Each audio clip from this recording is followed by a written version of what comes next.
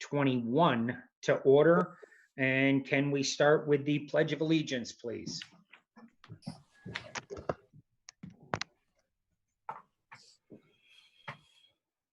I pledge allegiance to the to the flag of the United States of America, the to republic the republic for which for it which it stands, stands, one one nation, nation, under under God, God, indivisible, indivisible, with with liberty and liberty and justice for all. justice for all. Thank you, everyone. And can we have roll call, please? Ken Nelson, Here. Linda DeGray, Here. Charles Ladd. I don't see him. Mary Scott, Virginia Higley, Here. Frank Alimo, here. John Petronella, Here. Vinnie Grillo, Here. and Richard Suzak is here. Okay, at this point, I'd like to seat the alternates, Vinnie Grillo and John Petronella, for the remainder of the meeting. And if I'm correct, Lori, Charlie Ladd is no longer on. That is Correct. correct. His term expired. Right, okay. At this point, we're going to go into executive session, so we will be closing out this meeting. Lori, the people who are here, will they have to re-sign in, or are you just going to put the No. meeting? I'm going to join the executive session through a different device, so I'm just going to keep the meeting rolling, but I'm just going to stop the recording.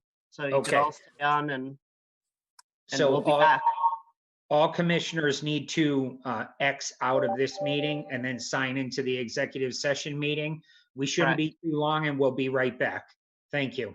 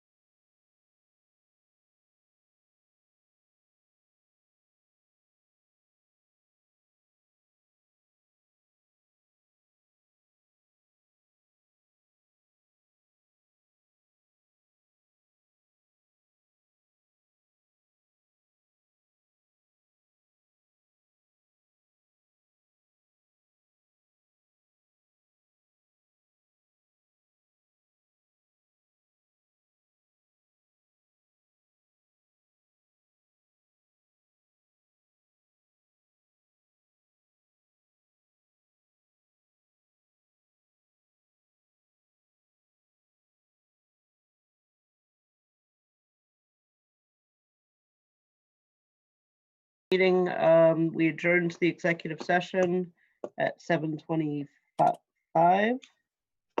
In the executive session was Chairman Ken Nelson, Ginny Higley, Vinnie Grillo, John Petronella, Frank Alimo, Linda DeGray, Richard Suzak, Attorney Jim Talberg, Counselor Maria Elston, myself, Lori Whitten, Jen Bakasha, and Rick Rochelle.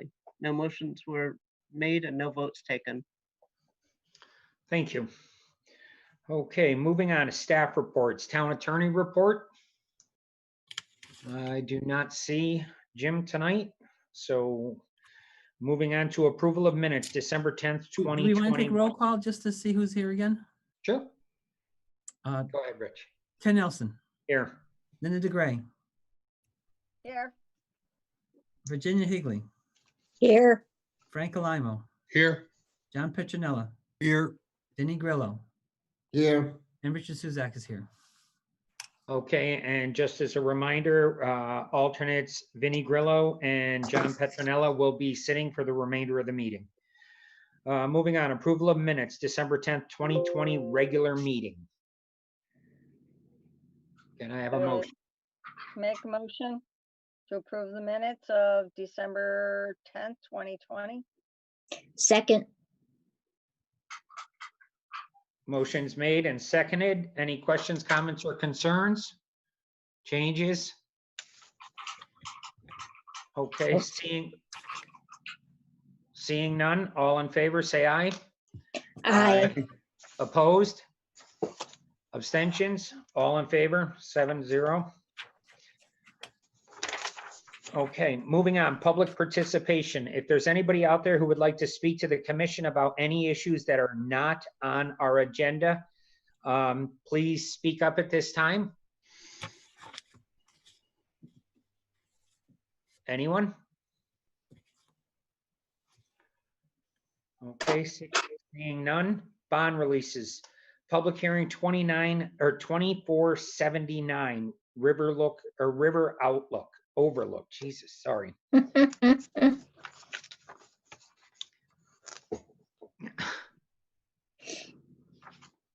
So the commission had discussed this item at the last meeting. Basically, the result of the discussion at the last meeting was that instead of releasing the bond and having another bond filed for maintenance, you would like to see, or would rather see, a partial release of the bond that we're already holding. So that's what was in the packet was a memo from Rick Rochelle and I believe a resolution as well. Okay. Is there anyone here for the applicant? If so, state your name and address for the record. I don't believe anyone is here for the applicant. Okay. Commissioners? Mr. Chair, I read the synopsis that we got from the staff, and what I'd like to do is make a motion that we, approve the resolution for public hearing 2479, the partial release of engineering bond in the amount of $13,575, and as prepared by the planning department, dated January 14, 2001. Second. Motion's made and seconded. Any comments? Seeing none, roll call, please. Ken Nelson, Four. Linda DeGray, Four. Virginia Higley, 4, Frank Alimo, 4. John Petronella, 4. Vinnie Grillo, 4. and Richard Suzak is 4. Okay, it's unanimous. Thank you. Continued public hearings, public hearing 2986. Commissioner Suzak, roll call. Ken Nelson, Here. Linda DeGray, Here. Virginia Higley, here, Frank Alimo, Here. John Petronella, Here. Vinnie Grillo, Here. and Richard Suzak is here. Okay, is there anyone for the applicant here? If so, please state your name and address for the record. Hi, good evening. For the record again, Attorney Michael Bonanno at 140 Glastonbury Boulevard in Glastonbury, Connecticut. And with me this evening is the owner, Dr. Constantino, as well as our architect, Art Hall. Okay, welcome. Rich, did you want to read this? Legal ed. The preliminary plan things? Yeah, just the public notice. Well, I don't think that we have to do is it's continuation. Okay. Correct, That Lori? that would be correct, yeah. Okay, It's continued, so. Right. Okay. Yeah, at this point, Attorney Bonanno, why don't you give us a quick synopsis and any changes or anything that's changed since the last meeting? Yes, thank you very much. Good evening again, everybody. I hope everybody's doing well, had a nice holiday. We made some real good progress since the last that we got to. We think that we have successfully navigated a fine line between status mission, hearing your concern, creating a zone change that's going to make sense for the applicant, as well as perhaps more importantly, the entire town as a whole. We've had a lot of positive discourse over the last couple of hearings, and we've welcomed all of your comments, and staff has been a great assistance to us. We've come a long way, and we're pretty proud of the final product. So we heard the commission's comments about density, parking, and the desire to have some mixed use component. You listened to us describe our limitations with regard to the building itself, the economics of the project, and the reality of the alternatives if the applicant is unable to convert this beautiful historic building. Some of the feedback that we received from the last hearing were concerns that we might be creating a loophole for multifamily houses that might create two into conversion. We certainly heard your desires to have or to incorporate some mixed use component. There were some concerns about spot zoning. And finally, we had some public comments over the last few hearings that have been quite positive. So I want to direct you, if I can, to the actual zone text. This, of course, we're talking about section 8.70. And if I may just kind of walk you through, I won't spend a lot of time on this because I know we've gone through it for several hearings. But I just want to kind of point out the changes from the last time we got together.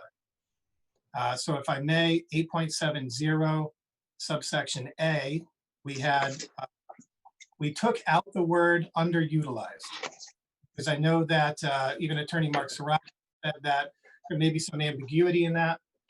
So we're encouraging and enabling the rehabilitation and adaptive reuse of vacant, deteriorated buildings and the lots on which such buildings are located. So once we took out that underutilized, thinking that might make it a little more clean and unambiguous. I then jumped forward to 8.7 BV or 5, because that's kind of the we proposed. And one of the biggest ones is we changed the wording of multifamily dwellings to business residential mixed-use buildings.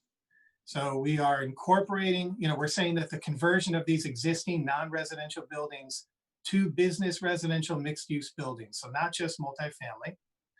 We did add back in the minimum lot size requirement of 0.5 acres or half an acre. Your current regulations are 1 acre. This is not a change from our last meeting, but we did, as you know, increase the minimum floor area of studio and to 500, as well as 1 bedrooms to 650 square feet. We've had a 10 dwelling unit maximum density per parcel / property. This, I think, eliminates possible exploitation. It's a reasonable number. But again, we're proposing that it be limited to 10 units per property. From the previous hearing we didn't make any changes, but listening to your comments and again, trying to keep it circumspect as possible, we said any additions that would happen to any existing buildings or alterations wouldn't be permitted unless that alteration is necessary for access by occupants. And then finally, going part and parcel to our biggest change is we add the requirement a minimum of 10% of the floor area be used for office, retail, or personal service use. So that is in direct response to the commission's comments. Those are the biggest changes that we made. I hope and think, you know, and I'm sure we'll open it up to conversation and questions, but I think you'll find that is direct response to the commission's comments. We think also it's a very good change. Art Hall will discuss our specific plans. He has revised the plans for the applicant, even though I understand that this is an application for a zone text amendment and not our application for that. But this isn't lip service. We were suggesting changes to the zoning regulations and our subsequent under these regulations too. So Art can go through that in a moment. I just want to first mention about spot zoning. I did extensive research. As you know, I've made representations in the past, and I'm confident that this is not spot zoning. I've done a lot of research. I've talked to town staff about this, and certainly we would be asking that if the commission was so inclined to approve, we would of course be fine that it would be contingent upon any legal determination by the town. So although I'm certainly confident as an attorney and I make those representations with full faith, of course, the town attorney would have to sign off. So Art, if you would please just describe some of the changes that we have incorporating the mixed use retail component. Yes, good evening. The primary component is that we have added an elevator to allow us to properly access the building. So now people, you know, including the handicapped, can come in through the front entrance, and they would be able to turn right as they get into the vestibule, and we would be cutting an opening through the brick wall that's on the side and taking part of the apartment that was in the right front corner as a new mid-level elevator landing, and using a double-sided elevator, you would enter on the street side of the elevator and either go down to the office, retail, personal service floor, you know, which is the basement, or you could go up half a level to the first floor, or continue on up to the second floor. And in all three of those cases, you would exit out the rear of the elevator and continue into the building. On both the first and second floor, because of the elevator location, those two-bedroom apartments have been downsized so that now each of them are one-bedroom apartments in that front right corner. And previously, we had an office area in the back that was going to be accessed, you know, from the grade level entrance that's in the left rear corner of the building. We have eliminated that and turned that back into a two-bedroom apartment, so that we now have 10 apartments, 8 of which are two-bedroom apartments and 2 of which are one-bedroom apartments, for a total of 20 bedrooms, which is the same as what we had with the 9 two-bedroom apartments previously. The basement is now designated for commercial space. As I say, you know, you come down the elevator and exit, you know, from the elevator, and the entire basement area could be rented or leased by a single tenant if that were the way it worked out. And that would be about 2,143 square feet of space down there for that. If it's broken into multiple tenants, then of course you would lose some corridor space you know, to access those different tenants.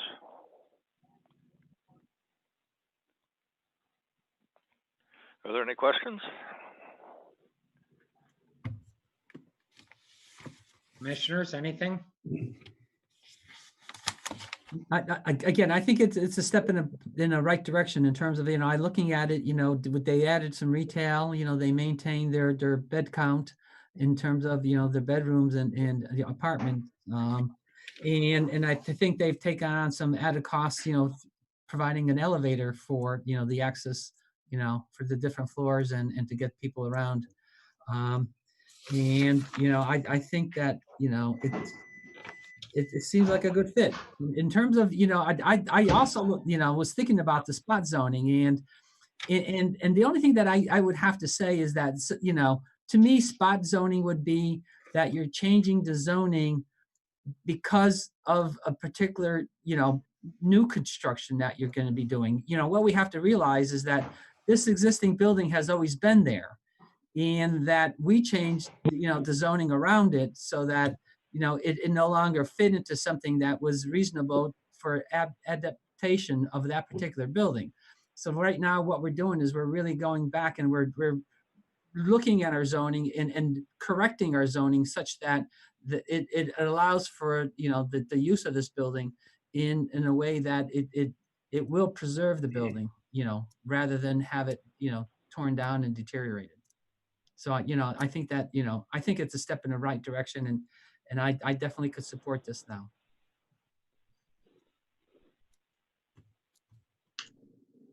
Okay, anyone else? So I have a few questions. Under the Hazardville Design District, it says that any structure proposed for such use shall have such use limited to employee's employer. Additionally, any structure proposed for such use shall have such use limited to the ground floor of the structure, and the second floor shall be devoted to residential use.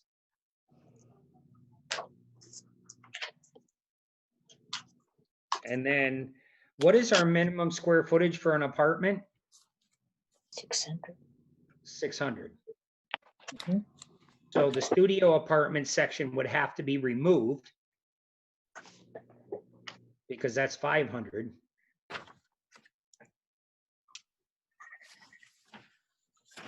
Chairman, may I ask where referring to? Sorry, you broke up. Oh, sorry. I was just asking what section were you referring to again? I'm sorry. The section 8-70 Hazardville Design District. The special districts throughout town, Thompsonville is different, Hazardville is different.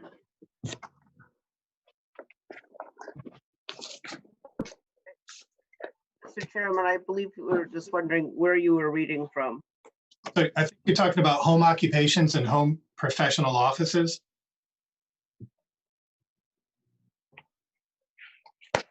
It's a variety of residential and commercial uses which will complement and enhance the existing historical character of the Hazardville section of Enfield. The standards contained herein shall apply to the Hazardville Design District A as shown on the zoning map. The standards for the overlay design district shall be in addition to the requirements of the underlying zone. And then B1 is where it states that residential is to be maintained on a second floor and commercial on the first floor. My interpretation is that that's pertaining to home occupations and home professional office. And in that context, they're saying that if you're going to have a home occupation or home professional office, then that has to be on the ground floor, residential office. But that's Okay. But that doesn't. With that. I would agree with that. I would agree with that. But as far as the studio apartments, the 500 square feet? You're okay removing that? Yeah, it doesn't apply to us anyways, but why would we need to, Lori, I don't know, Lori, maybe you can help me with that too. I'm not sure why that would be removed. Because our minimum square footage for an apartment is 600 square feet. That's for studio, is 600. Yeah, This is trying to allow uses that would not necessarily be allowed in other places. So they're just trying to make it more amenable to be able to modify these buildings. So are we going to I don't need rewrite, it personally. are we going to rewrite the entire zoning regulation for this one building? Because I'm still not sold on the spot zoning, because it says if you're trying to make this work for the owner of the property, and that's exactly what we're doing here. yep, So the 500 Actually, square foot if you take- apartments, Yeah, if they don't need those efficiency apartments. They just added that in thinking that it would probably be good for other uses. Then Other take it out. buildings. If Take you it out. it starts becoming more specific to this building. Take it out. but see, and half the meeting, last meeting was discussed how this particular building is the only building that really meets this requirement.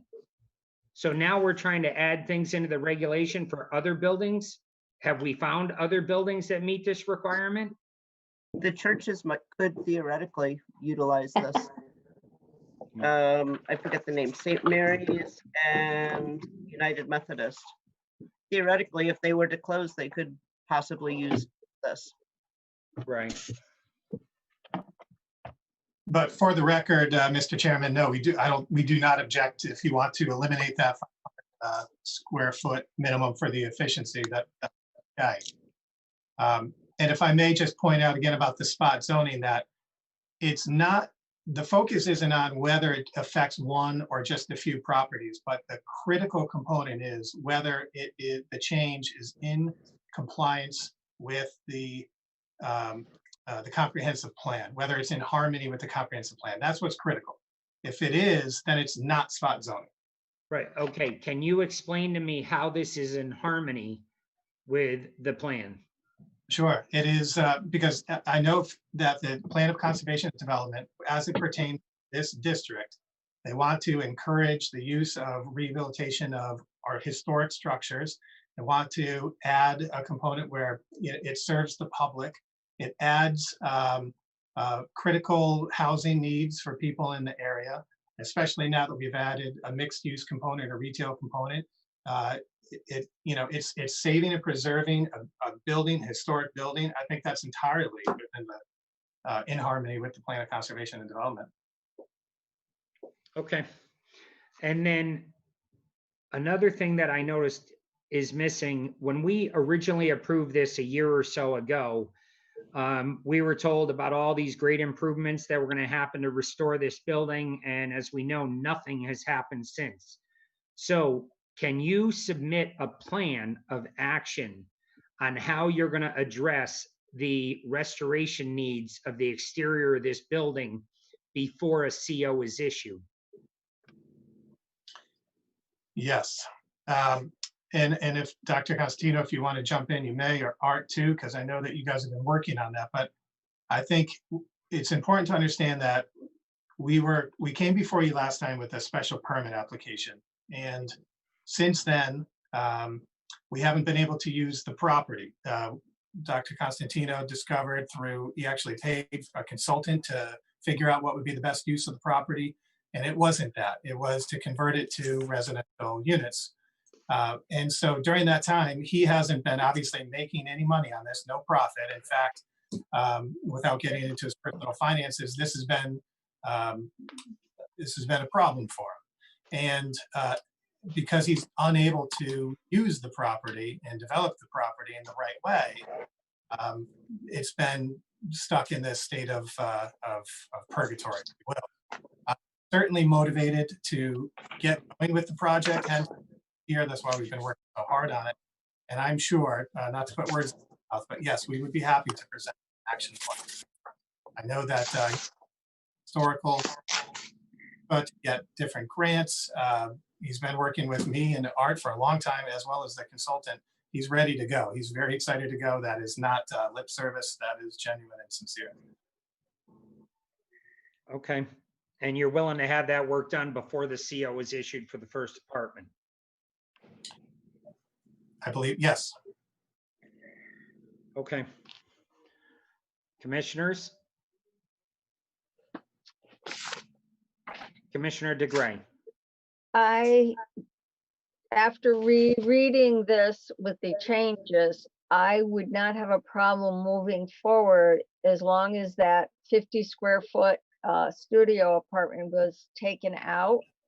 500. Because there's Yeah. no place in our regulations that allows a 500 square foot efficiency other than a in-law apartment. So if they're willing to take that out and just do a 1-bedroom of 650, I would like to see the building renovated. The bricks are falling off of it, so that to me is a safety concern that should be addressed immediately. So that's all I got to say, but I can't live with a 500 square foot efficiency when no one else in our regulations is it allowed. Thank you, Commissioner DeGray. I had one more question. I'm sorry. You would, in this regulation, you said 10% is to be used for commercial or business. How big is this building? 8,402 square feet. So you're going to have 840 square feet. So you're going to have a little over one office in the entire building. Actually, the plan that Art just described, we would have 20.3% of the total area committed to retail or mixed use. Are you willing to change that to 20% instead of 10? Yes, and unless Art, Dr. C, if you want to jump in, but yes, because yeah, that's. I mean, I'm looking at the basement of the building. I mean, you really can't meet egress and stuff like that for residential units down there anyways. So, you know, I was figuring like 30%, but I'm willing to go 20%. And then it gives you your mechanical rooms, your elevator rooms, stuff like that. Yeah, that's great. It really does lend itself to retail back there. And I think moving back, not the front of the building, but going towards the back on the ground, on the basement area. I think Art had explained at one other previous hearing that it's not entirely developed, if you will, underneath the building there. So we're not sure how far back it could go, but certainly that floor area could be dedicated entirely to retail or mixed use. Right. I mean, stock rooms or something, just. Right. Okay. Commissioner Suzak. Because I'm just looking at, you know, the proportions of the building, and maybe I'm a little screwed up, but if I take that front wing and say that, you know, basically that front wing is 3 floors. So that would make that front wing, you know, 20, 40, 60 if it was 3 floors. And then the back wing, which appears significantly larger than that front wing, to me, you know, would constitute 20% and 20%. And I think that back wings are bigger than that little front wing. So, you know, I think that, you know, before, you know, we pin them to something that doesn't work for them, you know, I think that if they did, you know, a survey of the actual allowable footprint, and it might be more along the lines of 15% or 14% versus 20%, that would conform to this, you know, requirement.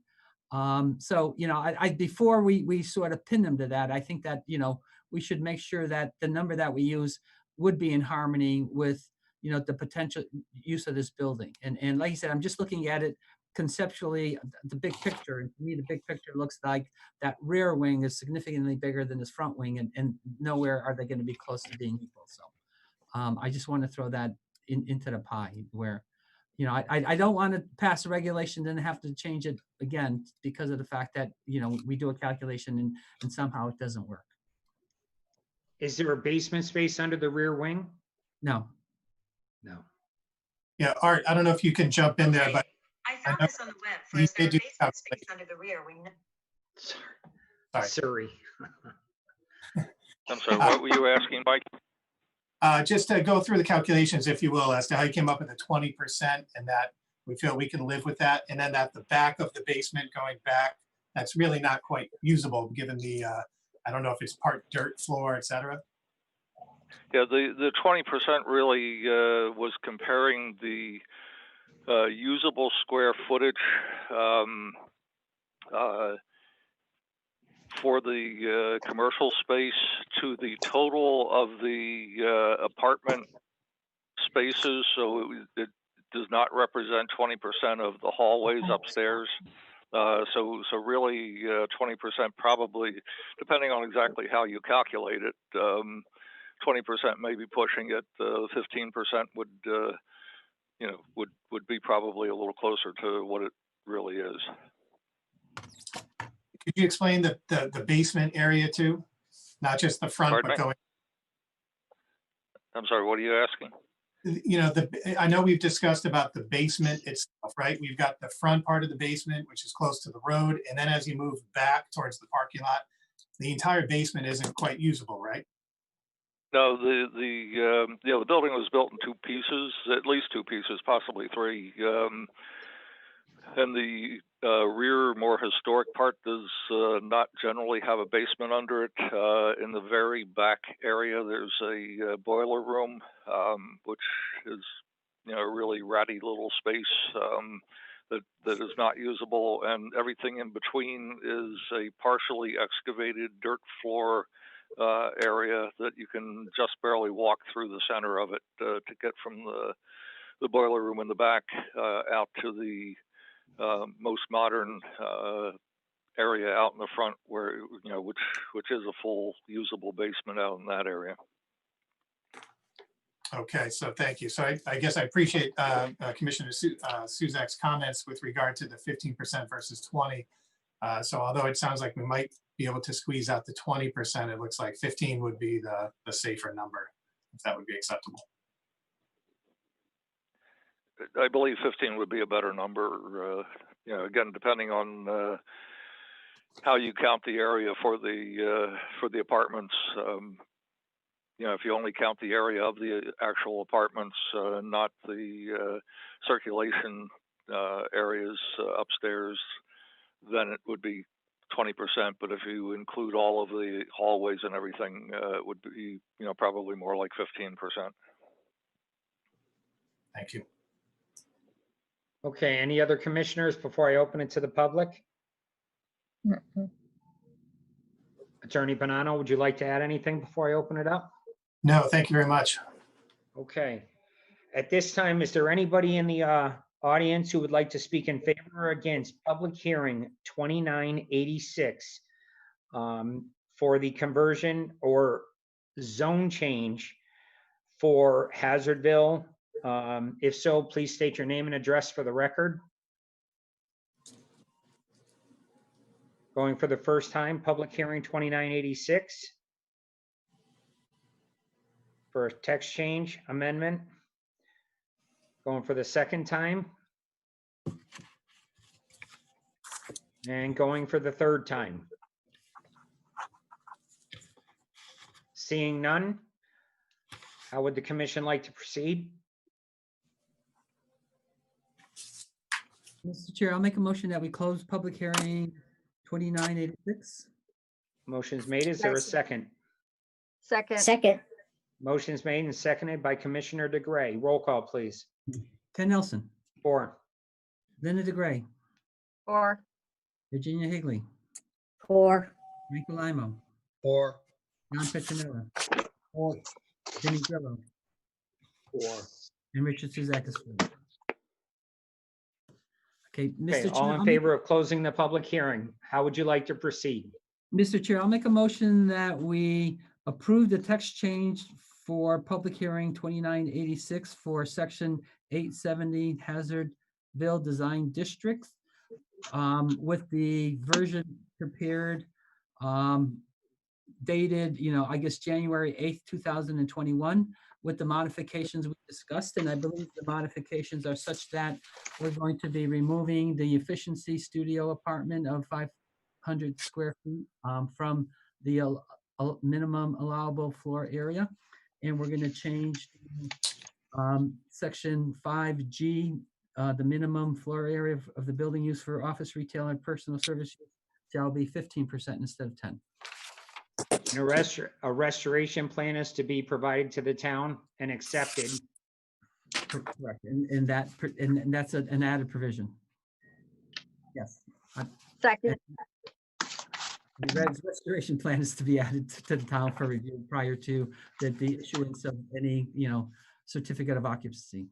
Okay, because everybody's saying historic building, but there's nothing saying they're going to restore this building, and there's bricks falling off it. So the first tenant gets cracked in the head with a brick.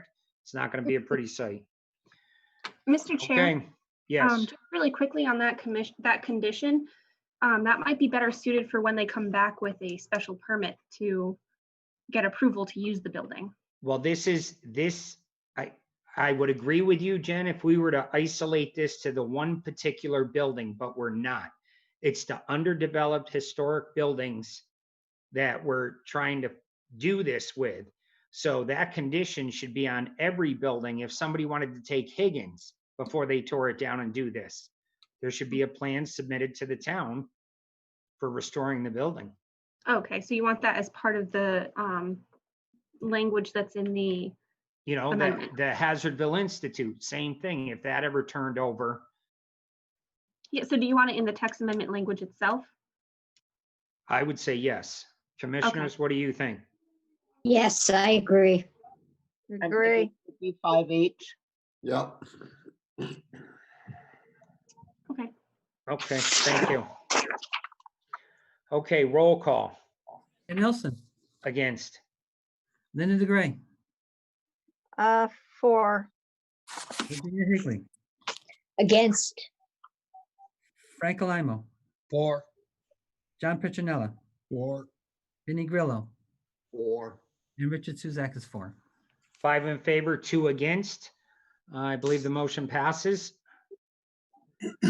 Congratulations Thank you very much. and good luck. Thank you. And thank you for taking care of an old building. And my reason for denial was simply the spot zoning.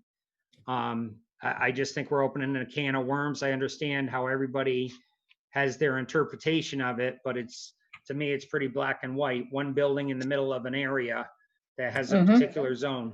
So I that's agree. why I voted against it.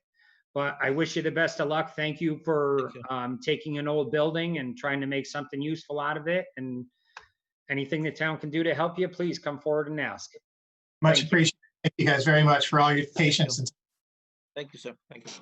Thank you. Okay, moving on. New public hearings. Public hearing 2988.2, 135 Freshwater Boulevard. Roll call, please. Ken Nelson, Here.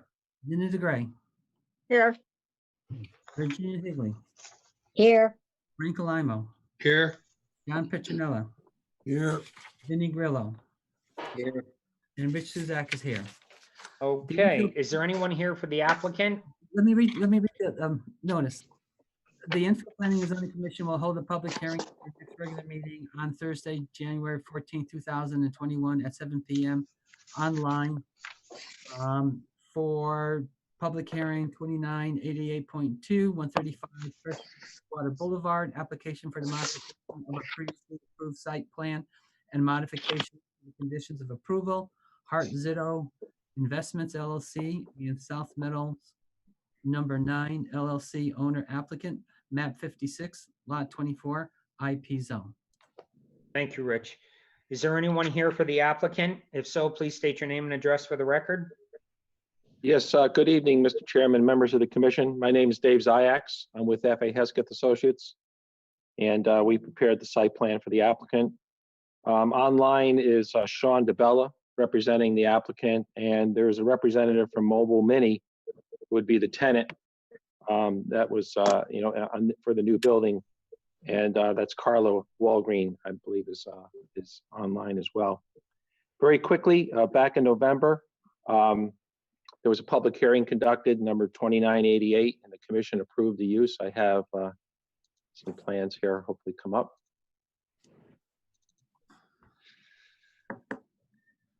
This was for a proposed mobile minis solutions facility, would be located at 135 Freshwater Boulevard, just to the north here. I'm going to turn on my pointer just to refresh everybody. This is Freshwater Boulevard right here. This is the Stop and Shop Plaza with the row of smaller stores located just abutting our property. This is the existing building that's there. That's Laird Plastics. It's a manufacturing facility located at this location. And then the approved facility was this a little over 5,000 square foot building for a tenant known as Mobile Mini. They rent the storage boxes that you'll see on construction sites, commercial sites, things of that nature. They're starting to pop up everywhere. And included with that was some customer and employee parking, and then about 111,000 square feet of outdoor storage where some of their equipment would be located and where they would store the containers to be, for rent. It would be trucked to sites from this location. The commission obviously approved the use and then had stipulated a number of conditions. And after a lot of conversation about visibility of the containers from Freshwater Boulevard in particular, you folks approved it with a series of conditions, and one of them was condition number 10, which limited the stacking of the units to 2 units high. And the reason for that was to deal with the concern of being able to see the stacked units in the open storage area, again, from the public travelway on Freshwater Boulevard. Again, this was the site plan that was approved. Existing building to remain, the loading and parking, and then the construction of the new tenant in the rear. So what we did was we went, the concern expressed from Mobile Mini, the tenant, was the issue of being able to operate this thing from an economical feasibility perspective at the location, because there are other locations that they have in the area that their model is based on a certain number of units being stored temporarily on the site to be brought to other locations, and the ability to stack the units 3 high at any given location. And again, this is usually just during peak times where their business is somewhat seasonal, based upon the 4 seasons we have, and the level of construction and the use of these containers on commercial sites is somewhat seasonal. So what we did was we sort of went back to the drawing board, put our thinking caps on, and said, well, what would be the best way to address the concerns of the commission and possibly come back and offer an alternative that might be more acceptable to allow the units to be stacked 3 high. And we looked at the idea of adding more landscaping and fencing down in the back to try to buffer that view. And then we came up with this idea that we're proposing for you this evening, and that is constructing a berm up along Freshwater Boulevard frontage that would be heavily landscaped. So if one was driving down or walking down along Freshwater Boulevard, the first thing that you would see is this heavy landscaped berm located here along the frontage along Freshwater Boulevard. And then we looked at adding another smaller berm here sort of on the north side of the existing Laird building, because there might be an opportunity to see through between the new building and the old building to possibly get some view of the stacked containers at that location. So we looked at adding a landscaped berm in that location as well. And we think we've been successful with the design. If you've had a chance to review the plans, basically what we would do is we would enhance the landscaping along the fence line that separates the 2 uses. This location right here, just at the northeast corner of the Laird building, that would be bermed. And then evergreen trees would be planted at that location on top of the berm. We've also added some ornamental trees, and we've added in a tall, shade tree location here with some arborvitaes.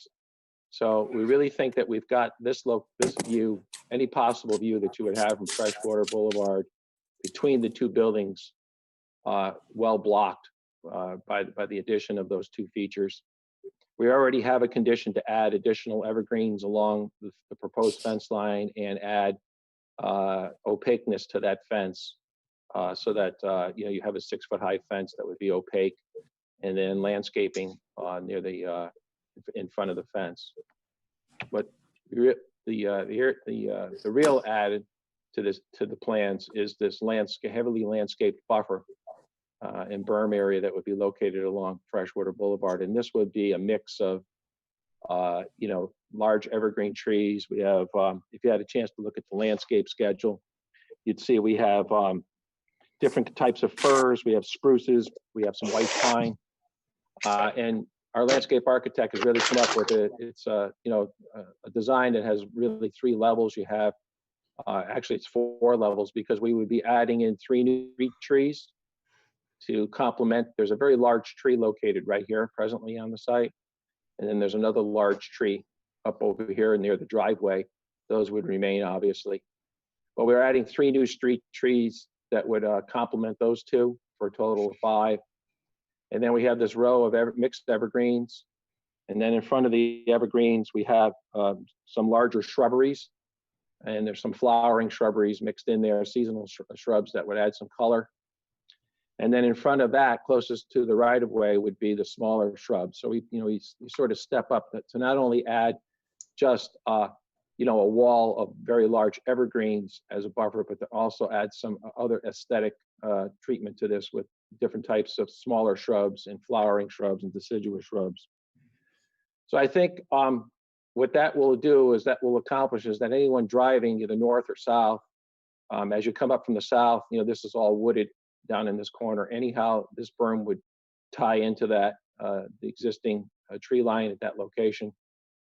And then, as you continue on, you'll have a nice aesthetic looking planted berm along the road. If you're coming down from the north, you're trying to look across these views, you'll be blocked out by this new landscape berm along Freshwater Boulevard. And certainly if you're walking along, the sidewalk is actually on the other side of Freshwater Boulevard, so you have that additional distance as well. I think one of the things 1 or 2 of the commissioners brought up is that there's actually a considerable dip in the topography between the right-of-way and the existing building.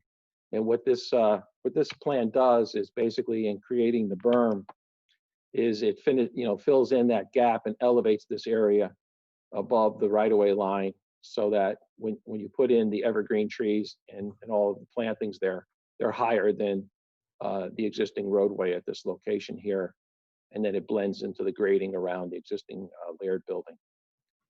So in summary, I think we did listen to all of the concerns that the folks on the commission had, and again, as I said, we went back and put our thinking caps on to see what would be really the best way to block out the view of anything in the open outdoor storage area that you've already approved.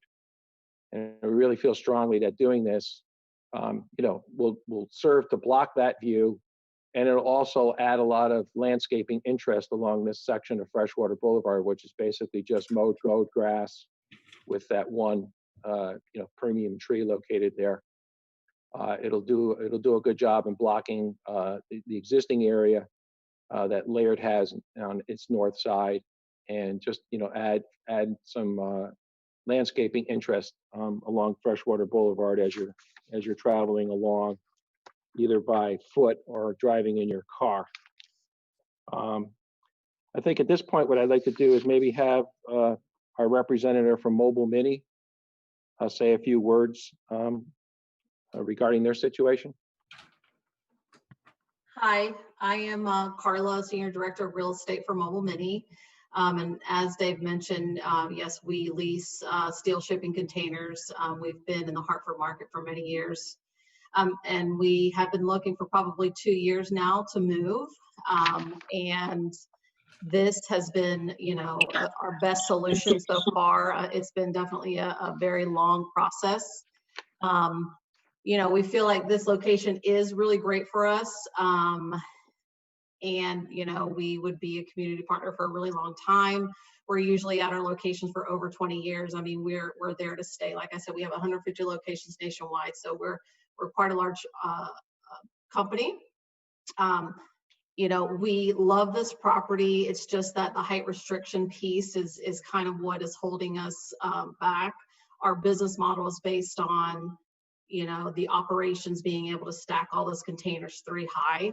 These are beige containers, so it's not like they're multicolored and an eyesore. So I think that that's certainly a positive, you know, and I certainly understand your concerns with being able to see that from the road. I mean, we have run into this at other locations and we have been able to navigate through that. And I think that, you know, Dave's proposal here would, you know, help that concern. Mr. Chairman, what we did, we also included in our submission was some colored renderings of, you know, some cross sections of what you might see. You could see here, this is the new building and the open outdoor storage area that would be all fenced in. We did move the storage limits of the outdoor storage so that they're within the side, you know, side restrictions for the zone, side yard and rear yard. So basically you end up with this natural vegetation on the east side and completely on the south side, which encroaches onto our property. There's where the berm would lock into that and, you know, offer further buffering. And then our supplemental sort of secondary landscaping further back into the property. And, you know, cross sections are always difficult to craft, but this one here shows you that basically here's a little car traveling along, you know, Freshwater Boulevard, heading north basically. And then the first new berm planted area, and then the Laird building, and then some secondary planting there. And you can see where the 3 units stacked high, but they would be about the same height as the new building as proposed. It's around 24 feet or so that these units would be stacked.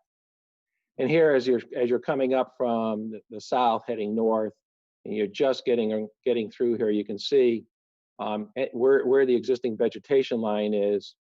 You know, that's a long natural buffer along this area here that blocks this rear portion of the outdoor storage. And then our new berm and our new landscaping take over in that location to further block that view back there. So basically, that's our presentation. We would hope that you would agree with us that that this would address that one comment that you had. Staff has prepared a motion for you. I did note that in their reworking of the conditions, they've completely taken out the 10th condition regarding height. And then, but basically everything else is the same as what was approved back in November. And at this point, we'd be happy to answer any questions you might have.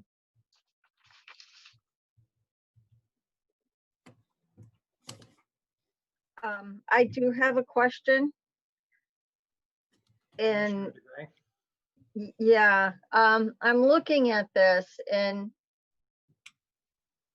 the berm that you're asking, you're going to add, who would be responsible for taking care of that, making sure that it's weeded and mulched and mowed and that? I mean, is it going to be Laird or is it going to be you? Are you responsible for the care of the whole property or just the berms? I mean, you currently have two, you've got two buildings. You've got Laird, which has been there, and now you're going to build behind them. So now you're asking us to approve this berm that's going to be added, that's going to need, you know, mulching and weeding and mowing. Who is going to be that responsible for it? So we're going to be responsible. There'll be contractors that will take care of it, the mulching, the trimming, weeding, anything that's needed. I understand that, but I want to know but yeah, the whole property. that's what I'm, Right, so we have discussed it already with each of the tenants, and Laird would be responsible for 25% of the bill to maintain that. And since we're doing it for Mobile Mini, they're willing to do 75% of the bill. So we did address that. Okay, because the problem I see is happens with tenants is one goes away Right. and now you've got nobody taking care of this new thing. Right. So Sean, this is Dave Ziyax. So what you're saying is basically your management company will take care of it, and the economics have been worked out as to who's going to, pay you as, through the management fees to deal with that. Correct. But your firm, your management company will be responsible for hiring the contractors and maintaining the property. Yes, sir. Yep, correct. Regardless Thank of any tenant in the building. Yep, correct. Right. That's correct. Right, that's why it always falls on management and not the tenant. Right. All set, Linda? Yep, I just wanted to make sure I knew who was gonna do what here. Okay, thank you. Commissioner Suzak.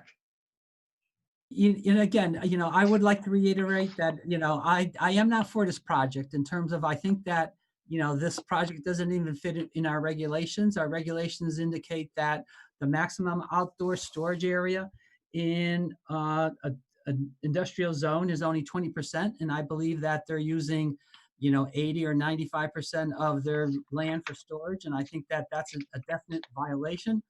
I know there's been some comparison of this to, an automobile dealership or some kind of a retail system that they're really, not storing things, but it's inventory. But, when I look at, the zoning regulations for a retail area, section 6.3, 30.4, item B, it says that, in no case shall outdoor storage or display be permitted for a retail area. So, and again, I think that, this is not in conformance with our regulations. I think that it's a blatant, disrespect for what our regulations say. And in terms of the height, I look at the height of something that's stored 3 units high is 24 feet. Right now, what happens is that, you're proposing a 6-foot fence, which dwarfs 24, something that's going to be 24 feet high. So that, so the fence is not really going to be doing anything. In terms of, the trees that are in front of the building are, only 10 feet high. And that's, and our zoning regulations say that all, outdoor storage must be screened from public view. And, something that's 24 feet high and the trees are only 10 feet high, that doesn't screen the 24 feet. So, I think that that's not in conformance with our regulations. I live on South Road, which is south of this area. And I drive from the south to the north. And I've been looking at this plot of land ever since we passed the regulations previously, because it was a pain in my neck. And I couldn't believe that we did it. But anyways, so looking at it, and every time I drive up that road, in terms of if you're coming from the south and going north, what happens is that the trees right now don't have any leaves, and they don't have any leaves for 7 months out of the year. So that's more than 50% of the time. And I could see right through that forest or that brush area, because it's not really that thick, and it's, it's more of a low rise brush that's there. It's not these big voluptuous trees that are there. They're small little spindly, things that have a few leaves and branches on it. So every time I drive up there, I see the Laird building, and I can definitely see it from a distance, and I could see into the woods a significant distance too. I measured the distance from your property line to the, Freshwater Boulevard, and it's only 200 feet. So that, it's not like you have thousands and thousands of feet of screening or vegetation that's going to be everything. So in that vein, I think that, if you're coming from the south, you're going to get no screening. And basically something that's going to be 24 foot high with just, a 6-foot fence in front of it is not going to be screened at all. So, I keep looking at this thing. I keep hearing these things. It's one of those kind of things where, everybody says it's always easier to ask for forgiveness than permission. And that's the way I feel that this is going in terms of, you know, we've indicated, you know, what the constraints are. You know, I've accepted it because I think that the other, you know, commissioners realize that, okay, we have to work with somebody, but now to come back and all of a sudden say that, oh no, we made a mistake. You know, we're not really going to be doing this. And how many more times is that going to happen? You know, when we start approving some of these things. Like I said, I don't think that it's in conformance with our regulations. I don't think that it's adequately screened from the road from the south side. You know, you might be presenting all your efforts from the north, but I drive in from the south. I never drive in from the north. And I look at it all the time and I see it and it really bugged me. But now, you know, I'm even more incensed that, you know, this is not a good fit for this area. So with that said, you know, I think that, you know, there are better locations that you could use for this thing. And I'm not going to support this at all. And I think that it doesn't conform with our regulations either. So. Thank you, Commissioner Suzak. I just want to clarify one thing. You had said retail several times, and this is industrial. This Right. is Well, not that's retail. what I'm saying. That right. This is an industrial zone, but everybody's comparing this to an automobile dealership, which is more or less retail. And they're saying, well, you can store retail things in your side yard or in your open yard, but section, you know, 6.30.4 addresses retail outlets in an industrial zone.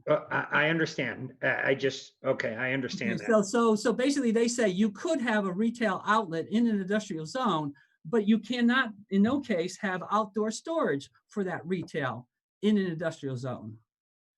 And you cannot have, you know, a display area, you know, an outdoor display area in an industrial zone for retail. So basically, it doesn't even conform. It doesn't even come close to some of the discussions that we had regarding, you know, retail and outdoor storage, because you cannot do it in an industrial zone. You can do it in a retail zone or a business zone, but not in an industrial zone. So I think that, you know, it just supports what I've been saying, but you know, I obviously it's a committee that we have to worry about. But I think that what we need to do is also look at our regulations too. So with that said, you know, I think that hopefully I've made a point. Okay, I understand totally. But I believe several years ago, the commission passed Eric's Auto Body on South Road, which is also on the road you live on. And they store all their vehicles, campers, boats, everything in the front parking lot with zero screening. There's not one tree in front of that building. And it was approved by the commission, and it's the same zone. But they're not 24 feet high. In terms of, you know, I'm saying, okay, those are 8 feet high.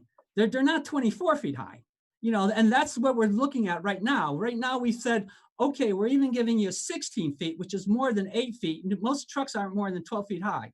Right, You know, but you're talking two different things. Height, I understand because I agreed with you on the 24 feet. But you're saying that this use is not permitted, but this use was permitted by the commission when Eric's Auto Body was allowed to go in when it shouldn't have, with no screening. You guys didn't require anything. I was not on the commission at that time.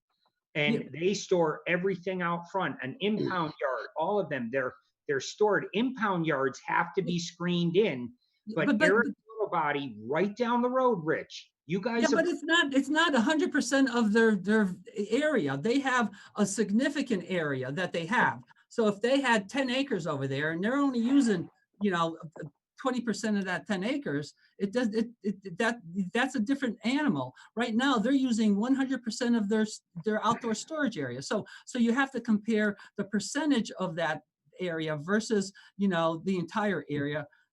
So we're comparing apples and oranges and peaches and cherries. So, you know, what we need to do is look at the actual, you know, areas that we're talking about.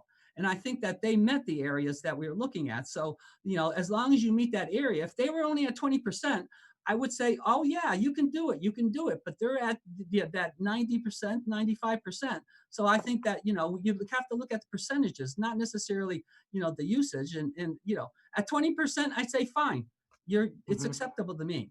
Okay. But the fact that they're at 95%, they're at a 24-foot high, you know, storage height, it's totally, whatever. Right. So your concern is more not the use, but the coverage and the height. Correct. Okay. All right. How high is Leard Plastics out front? How high is that building? Mr. Chairman, I'd say it's about, it's close to the same height as Mobile Mini will be. So it's, the problem with that building is when you're trying to figure out the height of it is it's a very strange construction. And that for some reason it's bermed up on the side of it for like 5 or 6 feet. And so the exposed part of the building is a lot less than what the height of the building really is. So, the height of the building is definitely comparable to what the height of Mobile Mini will be and what the height of the units is going to be. But we based don't, on, but we don't know the exact height of it.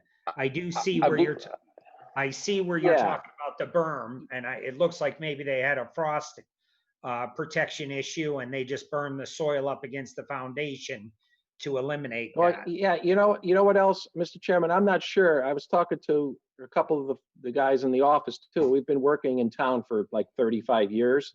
And I'm trying to remember back in older days of your regulations, whether you had some kind of average height restriction on these buildings, because this thing has all the looks of that, where they earth bermed along the side of the building to cut down on the average height of the building when you do the calculations. Mm-hmm. I can't think of any other reason why they did it other than that, but I can't prove that. I don't have a copy of your old regulations anymore. So, I but believe the bottom line is the roof height is about comparable to what the height of the Mobile Mini building will be, which is basically the height of the units if they're stacked that high. Okay, Commissioner Suzak, go ahead. Mr. Chair, I think that was built in the 80s, I believe. And during that time, they were doing a lot of, energy savings. And what they were doing is they were, using the earth berms as insulation against the exterior wall so that they had less areas exposed to the exterior. So basically, that was done, during that time. And this fits in exactly like that, because I can remember, being a designer, we designed a lot of buildings like that. And and I know that building is not 24 feet high. 24 feet high would be a high bay area. That really doesn't have a high bay area. That's really a low bay structure in terms of, right. It's not a high bay area. So anyway, I tend to agree with you on that, Rich. So- Okay. See, here's a direct view of Laird Plastics. It's actually got a lower section and then a higher section in the back. Yeah. And here's sort of that bermed up area we're talking about. So it's deceiving that the first floor goes down to the ground level, and then a portion of the building is buried. Right. So you in can the see front. here's where this is where the entrance to the Laird is, down here where this concrete walk is down here. Is that a That's a loading dock back there? Right under 135? Is that an overhead door? It's I believe it's a sliding up door, but so that's sort of the grade of the building right there. And then there's a 4-foot drop behind the fence where there's actual, true kind of loading docks that are 4 feet deep. This is like a surface loading kind of a, Yeah. service door. Yeah. Okay. Here's that big tree that we're working around. So Yeah. basically what you're talking about in these photos is, all this area would be bermed up and heavily landscaped all the way down to the treed area. And again, as you're driving in the car, you're 3 feet off the ground. When you turn and you look to your right, you're going to see a very handsome looking landscape buffer at that location. So here you can see where this big dip is here. Yeah. Very strange. Right. But in here, we would build our berm so that it's going to be higher than the road, and then the evergreens will be placed up above that. Right. Okay. Thank you. Commissioner Mm-hmm. Alimo. Thank you, Mr. Chair. So I'm looking at this from the perspective of just what's before us, and they're here before us to talk about one of the conditions that we placed on the height. We said they could only go too high. So I believe during the initial hearing, I asked the question about the topography and how it looked from the street. And they did demonstrate at that time how it was. So now they're here to add this berm. And this is already approved, so I think we're just here to approve this berm. So I just wanted to know how high it was. And the second thing was, if it's possible to have that berm supplied with an irrigation system to take care of some of the things Commissioner DeGray maybe had in mind. And I think, maybe, an irrigation system would, keep it looking healthy and come back really healthy in the springtime. So I could support this. Just want to hear the height of the berm from the road level. But thank you for bringing this in. And if I'm mistaken, what we're looking at is just specifically this berm. Everything has already been approved. They're here just for this. We're not talking about coverage or anything else to do with this application. Is that correct?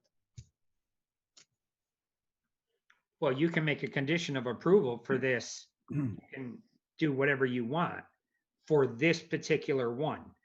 Right, we're here just But for the berm. they're approved already for the 2 high.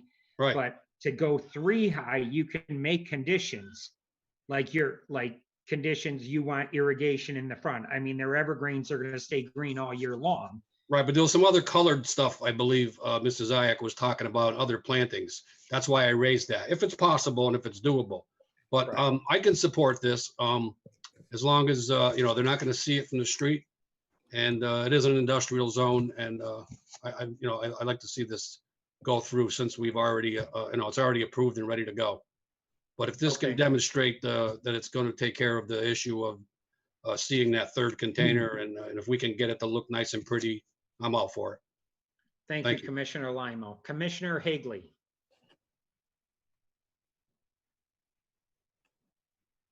Jenny? You're muted. Sorry, I didn't realize I was muted.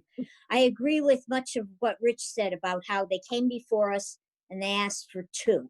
The plans that we got in our package show 2, and they show a storage of 160 to 200 units, 2 high. And my concern is, some of you should remember the Fire and Safety Academy that was built on a few years back. And Weymouth they Road. had a lot of issues with the berm because it was built too tall and it kept washing down every time there was a storm. And I wondered, if that berm was put in after it was approved and it didn't go through engineering. So engineering didn't realize the berm was there and they could have, checked it out, made sure it was okay. My concern is the integrity of the berm, how tall it is, has engineering looked at it and blessed it? And I approved 2 high. I remember distinctly the conversation where everybody was talking about 3, and then we went to 2, and the applicant was fine with 2. I can't imagine that they would have to rent out more than 200 units, but that's just me. I can't support it because of the fact that it's just too much of a change so soon. I'd like to see them build it, put it up 2 high, and if business is that great that they need 3, come on back and we'll do it as a site plan and just push it through. But I'm not crazy about the berm. Thank you, Commissioner Higley. Commissioner Grillo, I did see your hand up. Yeah, thank you. I am one of the people who said something about how the road was higher. I see the berm, but I also agree a little bit with Rich. Is there going to be planting? Okay, if you go to the berm or you go to the fence line, to the new proposed, is there going to be anything that will cover that corner? Go right there, yep, and go starting from there, going north, and then, yeah, coming down, go down. Let me switch over to the slideshow, just because I can use my pointer then. Thank you. Right here? Yes, sir. And then, Yes. and going down, going. Yeah, there's this one gap right here between the Laird building and the start of the tree line. We're going to fill that in with, that's already a condition of the approval. Fill that in with tall evergreens at that location. All right, what I'm saying is what Rich's concern is also where you started with them trees right there, okay, right there.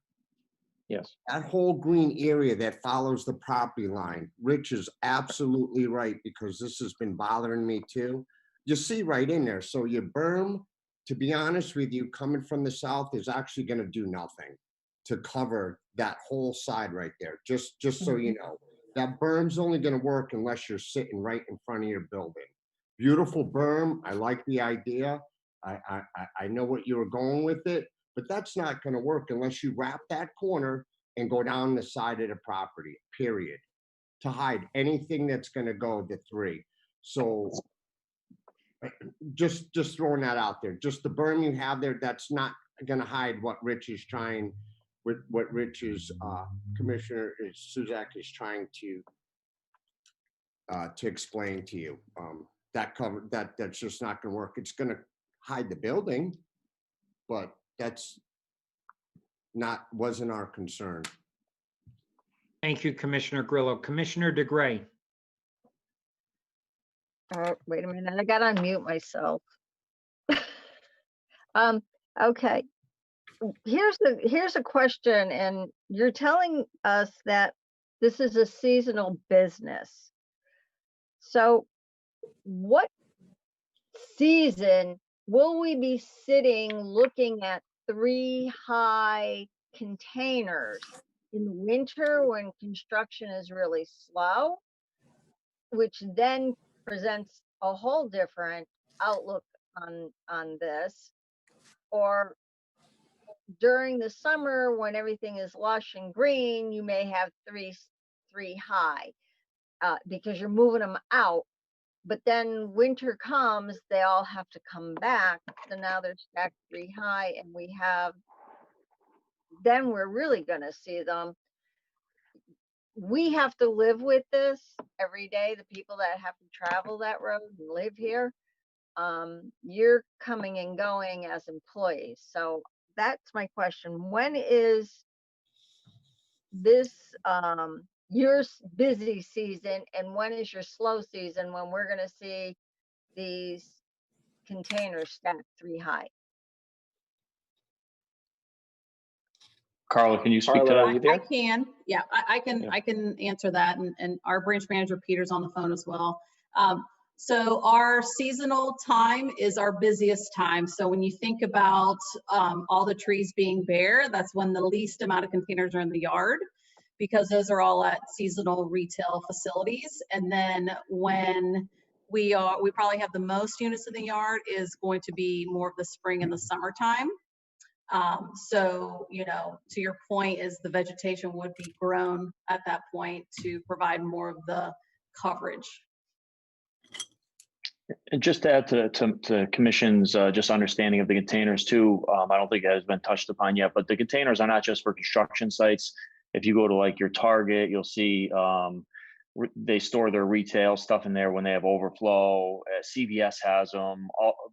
So they're not just for construction only. They're used by many of the huge retailers, Walmart and these types of places. So when they have their Christmas shipping, they probably have extra stuff in all different times of year. So I just want to clarify that for the board. Thank you. Thank Any you. other commissioners before I open it to the public? Seeing none. Is there anybody out there who would like to speak in favor or against public hearing 2988.2 135 Freshwater Boulevard? If so, please state your name and address for the record.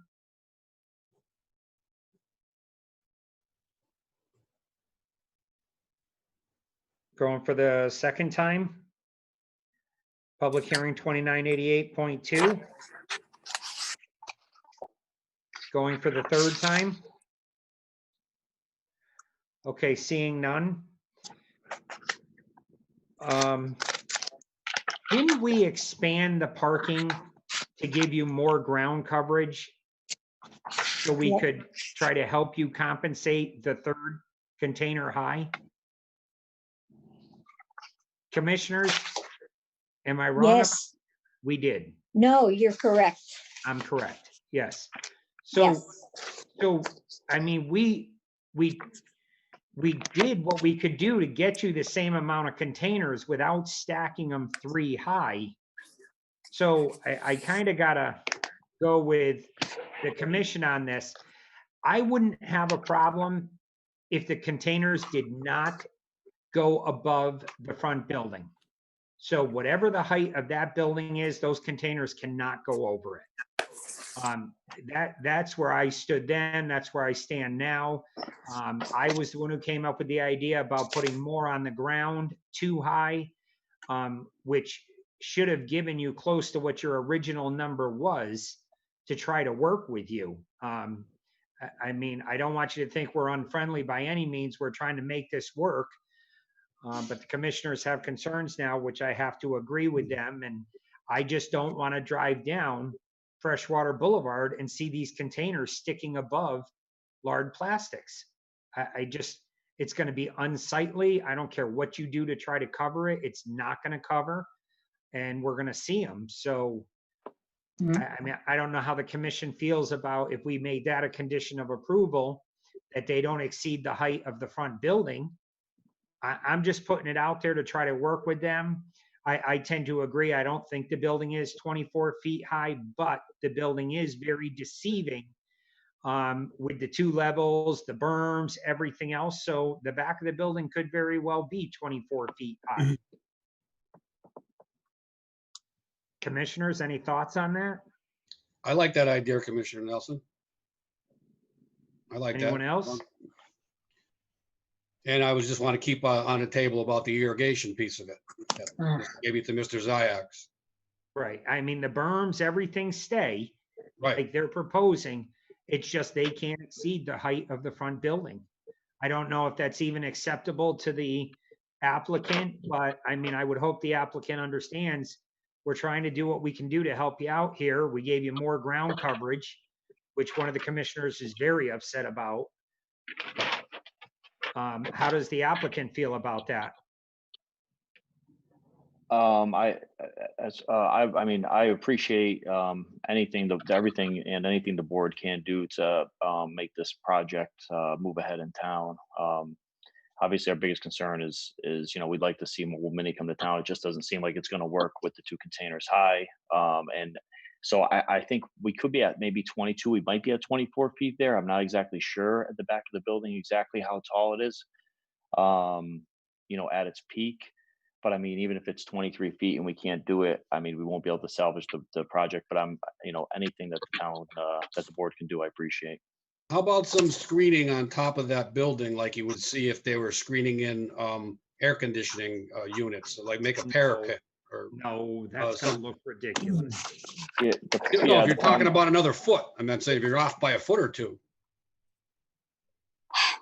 Yeah, but again, it's I'm using the natural building as a barrier, and anything above that, I just think is going to look out of place. I mean, the berms, everything they're doing, it's great, but I do agree when you're driving north, you're going to see containers above that building roof line. It's going to look horrendous.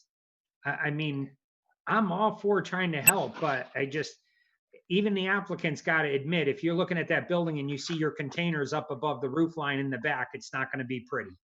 And I don't care what you do to screen that, you're going to see it. Right. I will say that I have actually spent quite a bit of time in those woods, walking it. We had the soil testing done and everything in all these woods, and they are quite lush. I know that people said they're sparse, but I mean, you're talking 30, 40, some 50, 60-foot trees in there. And it's quite, I mean, it's fairly lush. It's like a forest. I mean, I've spent hours and hours, days in there. So it is quite thick. And given what Carla from Mobile Mini said as well, is that, the idea is not to have the containers there. So hopefully the containers aren't going to be in there all the time. And Right. that's really what we're hoping for. We're hoping to, we certainly don't want to be a burden to the town or anything, but that's kind of, where the business model is. And the trees are a little thicker there than I think, people are Right. noticing. You're not making any money when the containers are sitting in the yard. Correct. One of the commissioners had mentioned running arborvitaes down the property line. I mean, that would add green vegetation year round. Would you be open to something like that? And again, I would only agree to that if we stayed below the front building roof line. Right, I mean, we would do, I mean, we would do what we could. We'd have to check obviously in the I mean, this project here in the front is a significant expense, and you know, Yeah. there's a point too where things won't work out in general. Right. This, you know, I think, like you said, this is a great barrier, and I can understand some of the concerns with being able to see through the woods. But this was really the only zone in town that this could possibly fit, and we were hoping that, you know, we could get a little bit more flexibility with this project. Okay. We have no Commissioner? idea how high that front building is. Like I can't understand exactly how tall it is. Mr. Yeah, Chairman? it's definitely in the 20s, but Yeah. I can't honestly say it's 24 feet. I can't do that because I don't know. My fear is that it could be 22 or 23 feet. That's really my fear. And looking at the docks and stuff like that, I would agree. But now then I'm looking at your section that's on the screen right now, and it looks like the back of that building is also sloped down. So that's Oh, putting yes. it's putting you lower in the hole Correct. where your area would be for the containers. So like I said, I'm not saying 24 feet. I'm saying it can't go beyond the roof of that front building. So if your lot is 4 feet lower and that building's only 20 feet tall, you're at your 24 feet. I don't know if the commission's going to agree with me on this, but I'm trying to come up with alternatives right now that everybody can live with. I don't think anybody's going to be happy, but you know, looking at your grading lines right there. Okay, see, Mr. Chairman, in this area here, the proposed grade will be like 123.5. And that's 128 at the And- bottom of the building. At the top of the berm behind the building, it's 128. And then the wall of the building goes up from there. So let me So see, you I got may, 5 feet right there. right. So if the building's 20 feet tall, then you can get away with the 3 containers. I mean, if the commission agrees to this, you know, and maybe some arborvitaes scattered down the property line, it may work for you, because I would agree with you. I believe the building is over 20 feet tall. I'm not sure it's 24 feet tall, but you have 5 feet in grading to your favor, which might help. And you know, that's keeping the building as a natural barrier, and I can live with that. You know, Commissioner Grillo mentioned the arborvitaes, you know, sporadically down the property line to add some greenery into the trees. That would eliminate some of the wintertime view. Mr. Chair, actually, on that south side of that property line, in terms of, you know, there's really no screening there during the winter time. Like you said, I have looked at that numerous times going up that road, because that's my main mode of traffic is coming from the south north. Right, And- that's and why I they said. they have everything, you know, if I was only coming from the north, you know, I probably wouldn't have as much of a problem with this, but I'm coming from the south, and I look through those trees every single time. I look at that building, and it's not really as high as everybody thinks it is. I think that berm is only about 3 feet, because, you know, normally it's just for frost cover that we did that, so that you didn't have to put a full foundation in. You didn't have to go, you know, 4 feet below, you know, the finished floor elevation. You can just be just strictly below the floor elevation with your footings and everything. So it's that kind of a construction, and I'm sure of it. Right, And it is 3 feet, Rich. The lines are there, it's 3 feet. But from the top of that berm to where they're gonna be storing containers is 5 feet difference. no, it's not, because I'm looking at it, and it's at, you know, 123, and the outside grade is at 124 in a parking lot. That driveway, the parking lot is at 124, and there's a 124 grade line that wraps around, you know, the front end, the west end of this property. Right, So- and then so the top basically- of the berm is 128. No, yeah, but so. That's so 4 the- feet. I don't know.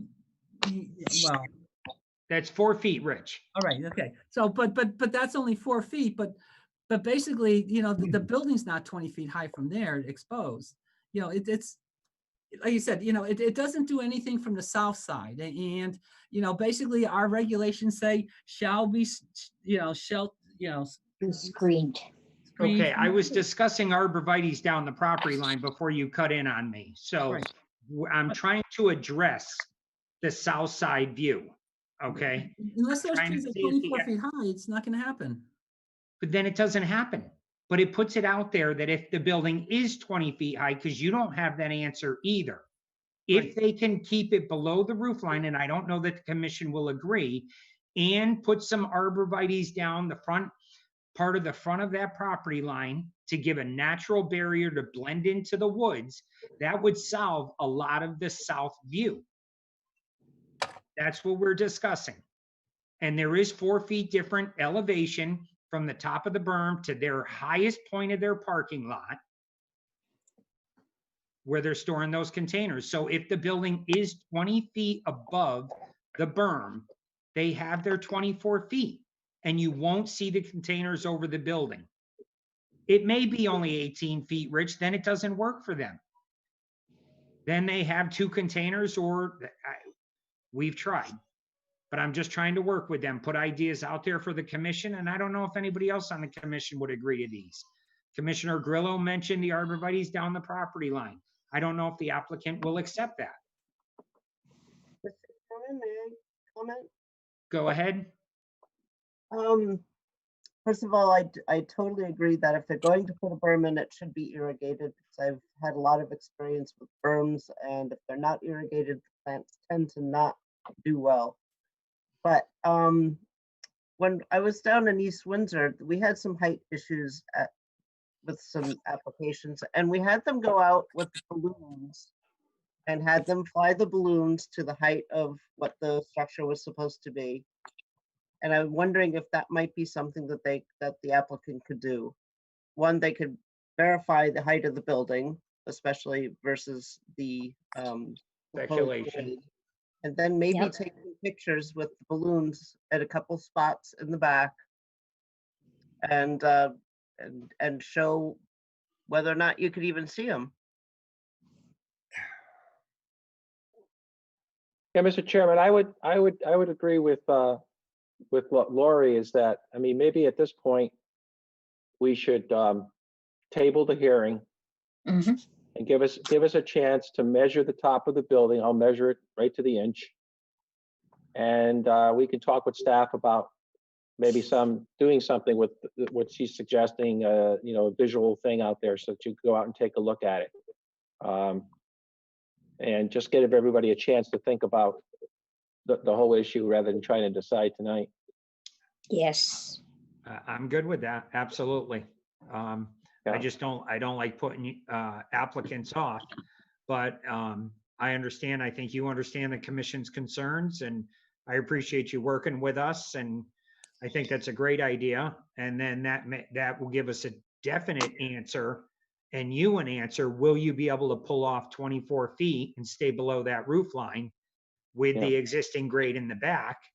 And I don't know how set in stone your grade lines are for the back parking lot, but you know, I mean, could you drop it a foot if you had to? It's just, there's something you could talk about over the next couple of weeks. Until the Right. next That's meeting. that's why I agree with you. You know, sitting here tonight, trying to figure this thing out, I think we just need to pause. We've very good comments from the commission. And we could talk amongst ourselves and see if we can come up, you know, again, put the thinking cap back on and see what we can come back with. Great. Okay, how's the It's commission only 2 feel? weeks. Yep, Yes. You folks meet in a couple definitely. weeks anyhow. yep, That'd be great. Have a little more information. I'm all for it. Yep. okay. More informed decision. So what I'm gonna do is I'm gonna open it up to the public one more time before we table it. So if anybody out there has any more input, at least you have it over the course of the next 2 weeks to put that into your discussions. So at this point, is there anybody in the public who would like to speak in favor against public hearing 2988.2, 135 Freshwater Boulevard? If so, state your name and address for the record, please. Going for the first time?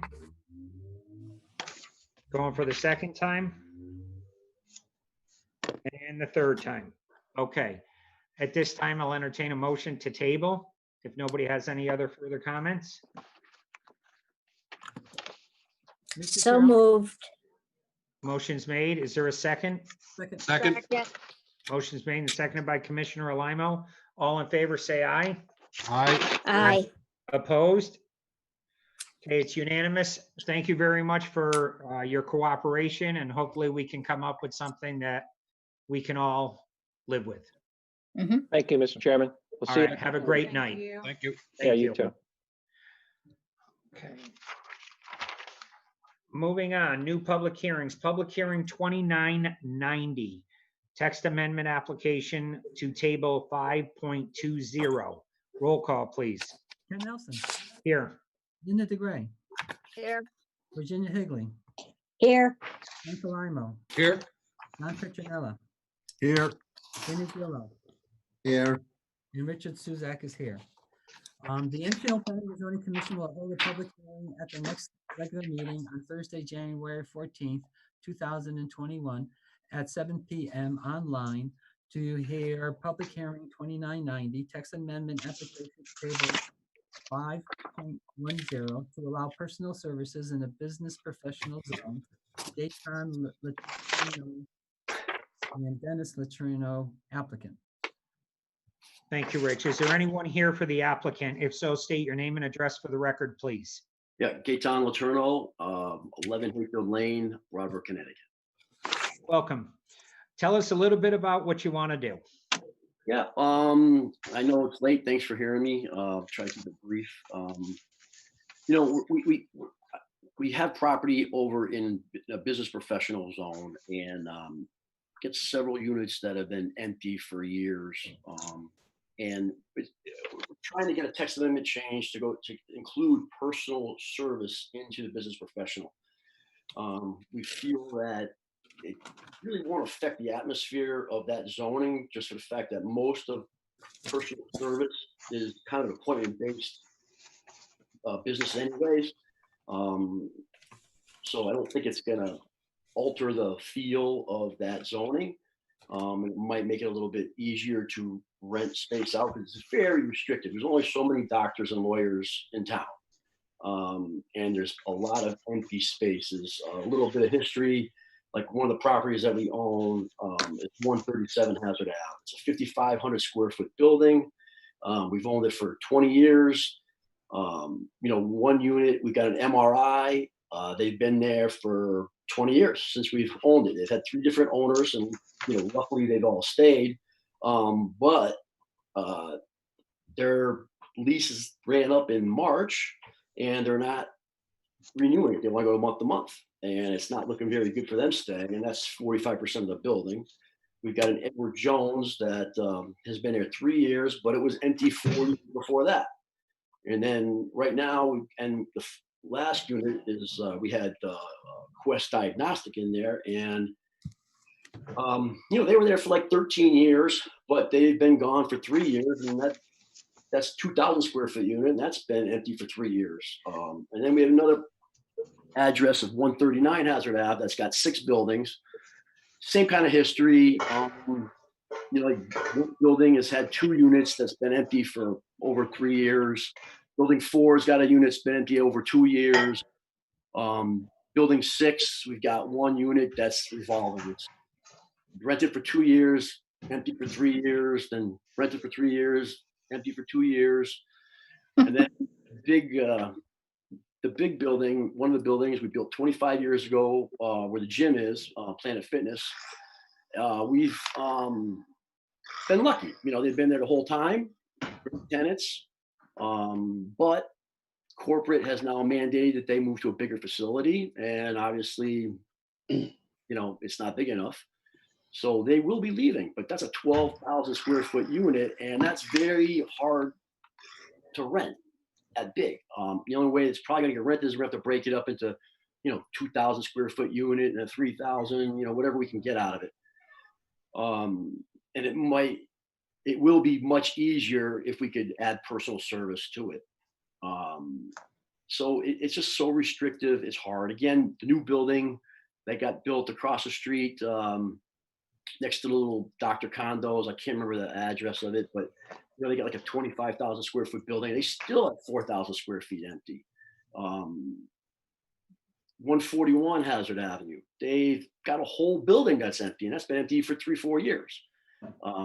It's just too restrictive. I mean, and I don't feel it's going to change the feel of, business professional zoning. There's about 20 properties that are in that zone.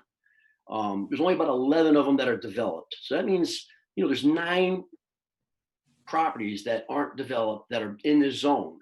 And if they were at least to be able to get personal service, it might make it easier for somebody to go in there and maybe invest in the town and build another building if they had more options. But like I said, business professionals just so restrictive. We're local family. I grew up, I went to elementary school here at Mark Twain, Kennedy, Fermi. We've built over 100 houses in this town. We've got dozens of properties that we rent out here. We're vested in this town. We've been in this town our whole lives. It's just getting harder and harder and harder. And I've spoken with Lori a couple times about her trying to give me some ideas of what else we can maybe do in town or what the town's looking for to develop. But when we constantly have all these buildings that are empty, it's kind of discouraging. Maybe if we had an opportunity to get them more filled up, we would, be more apt to do something in town. Again, it's just, I don't think it's going to change the feel of a business professional to add the, personal service. That's about it. I mean, I just appreciate your time and appreciate your consideration. Thank you. Commissioners? Lori, do you have anything you'd like to add to this? No, I think it's a reasonable request, and I agree with Gaetan that it probably is not going to change the feel or it's not going to change the area at all. And it would be, I guess the only way it would really change it is we'd actually have occupied tenants. If you had Mr. what? Chair? You have the buildings would be occupied as opposed to empty. Right. I'm all about occupying, and I have to tend to agree with Mr. Letourneau. I mean, there's a Dunkin' Donuts over there. There's a veterinarian over there. Restaurants, as far as I'm concerned, they're all personal services. Maybe not Dunkin' Donuts, but that's more of a retail, and that's over there. So, medical offices are personal services if you really want to look at it. You're dealing with people one-on-one. I assume you're looking at like hairdressers, nail salons, tattoo studios, stuff like Well, that. that's one of the reasons why we are here, because we do have a father and a daughter that want to open up a hair salon, and they've asked if they go in there. And we were like, well, technically you're not permitted to. So that's why we're kind of looking to see if we can get this approved. They'd like to go in there. Mr. Chair? Go ahead, Commissioner DeGray. I remember there was a hairdresser over there because I knew the woman personally. And we did approve a big project for some senior elderly housing across the street. Well, I don't want to call it elderly housing. It's kind of Assisted living? senior housing, assisted living. So that would be close for them to, if, for hairdressers or whatever, but to have unoccupied buildings doesn't look good for the town either. Right. One question I have for staff or Mr. Letourneau, is under section 5.20.2, it says other use requirements. Use is determined by the commission to be similar and compatible with the uses listed in table 5.2 may be permitted as a special use permit. Why wouldn't this just fall under a special use permit? Yep. I don't understand why he's got to go through this. Because Thank you. personal services are specifically called out as not being allowed in that zone in the table. When we use that similar and compatible to regulation, that actually is how we allow drive-throughs in town. It's something like a drive-through is similar and compatible to a fast food restaurant type use. But in the use table, it does specifically call out that personal services are not allowed in the business professional zone. And you don't classify a veterinarian as personal services?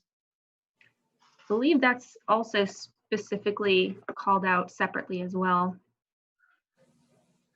Okay, all right, so that's why he's going this way.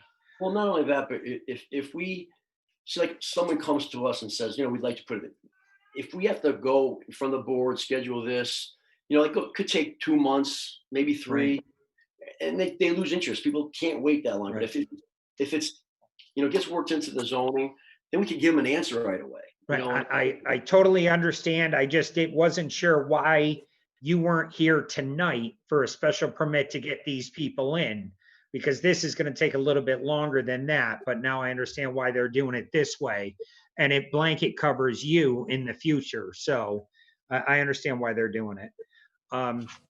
I also don't have a problem with it, and I don't want to see empty buildings, and I don't know what the future brings. I don't think any of us do. So anything we can do to help businesses survive, especially the property owners, Yep. I'm all about. And I don't think this is I don't even want to use the word drastic change, because I don't see it as a change at all, because it's very similar to everything else that's going on in the area. That's where I stand. Commissioner Grillo. Thank you. Mr. Letourneau, what would you like to see going there? What are you trying to get in there? Because I understand, I know a lot of your properties, they're in excellent shape. You guys look really good. I know you have empty spots, but if this was to go through, it's over. What are you hoping for to get in there for clients and so forth? Again, it's more of like I said, the hairdresser's already contacted us. I've gotten over the years, I've gotten several calls from that type of thing. It's I'm not even really sure. It's in one more thing instead of doctor, lawyer, finance people. It's just so restrictive. At least personal service adds a whole nother realm, and it will hopefully make it easier. Well, I could tell you this much. I don't like to see the buildings empty either. And I know that you would do the right thing. You have that reputation. I don't have a problem with this whatsoever. I just don't. This no brainer to me. Thank you. Thank you, Commissioner Grillo. Commissioner Suzak.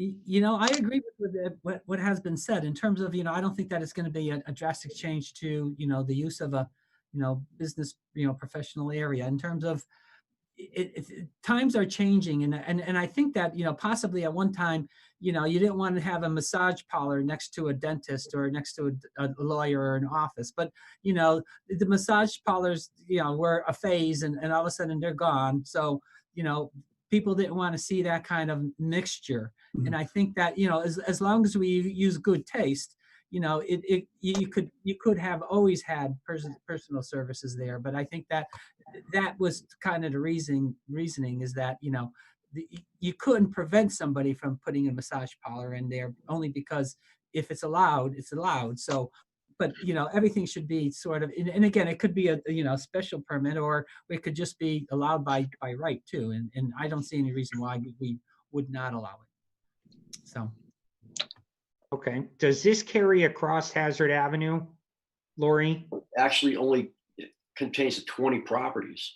So it starts roughly where Joe's Diner is, yeah. Country Diner, and then it ends.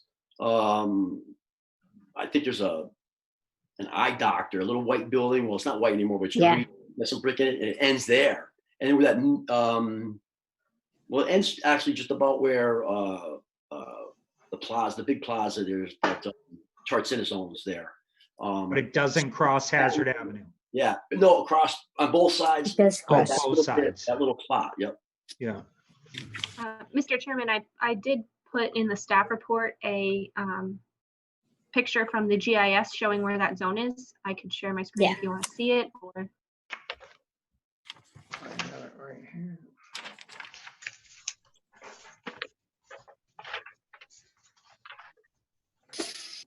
We put it up, it's probably clear. here, I can put it up on the screen. I have it.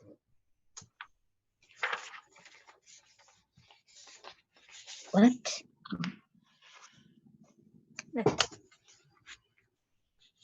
Now it's in color. Okay, because I see a lot of doctors' offices going virtual too. And I think we're going to run into the same problem across the street with all those medical facilities that were built.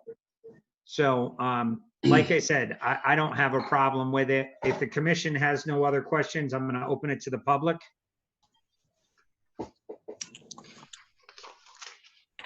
Seeing none. Okay, is there anybody in the audience that would like to speak in favor or against public hearing 2990 text amendment application to table 5.20 to allow personal service in a business professional zone? If so, state your name and address for the record, please. Going for the first time? Going for the second time? Public hearing 2990 text amendment application. Going for the third time. Seeing none. Rich, your hand is still up. Do you have anything or no? No. No, okay. At this point, how would the commission like to proceed? I'm ready to close the public hearing. Mr. Chair, I'll make that motion to close the public hearing 2990. Motion's made. Is there a second? Motion's made and Second. seconded. Roll call, please. Ken Nelson, 4. Linda DeGray, Or Virginia Higley. 4. Okay. 4. Frank Limo, 4. John Petronella, 4. Vinnie Grillo, 4. and Richard Suzak is 4. Okay, all in favor. How would the commission like to proceed? Mr. Chair, I'll start off by saying that I'll make a motion that we approve the proposed text amendment to table 520 to allow personal services in the business professional zone. second, I didn't see anything- Motion's made and seconded. I will say I will be supporting this resolution. I also know the Letourneau family, and they do take great care of their properties. And some of the properties they have turned around is just amazing, and they're a good partner in the town of Enfield. And I hope this helps you guys rent some of your empty spaces. And if you need anything, please come forward. But I will be supporting this tonight.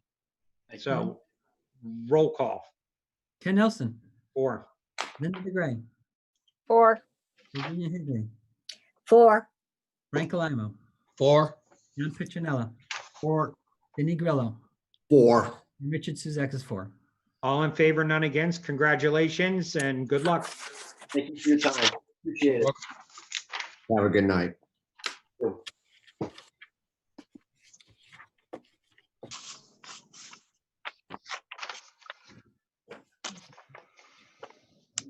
Okay, new business, public hearing 2930, 0 Enfield Terrace. Request for a 2-year extension of time to obtain a building permit.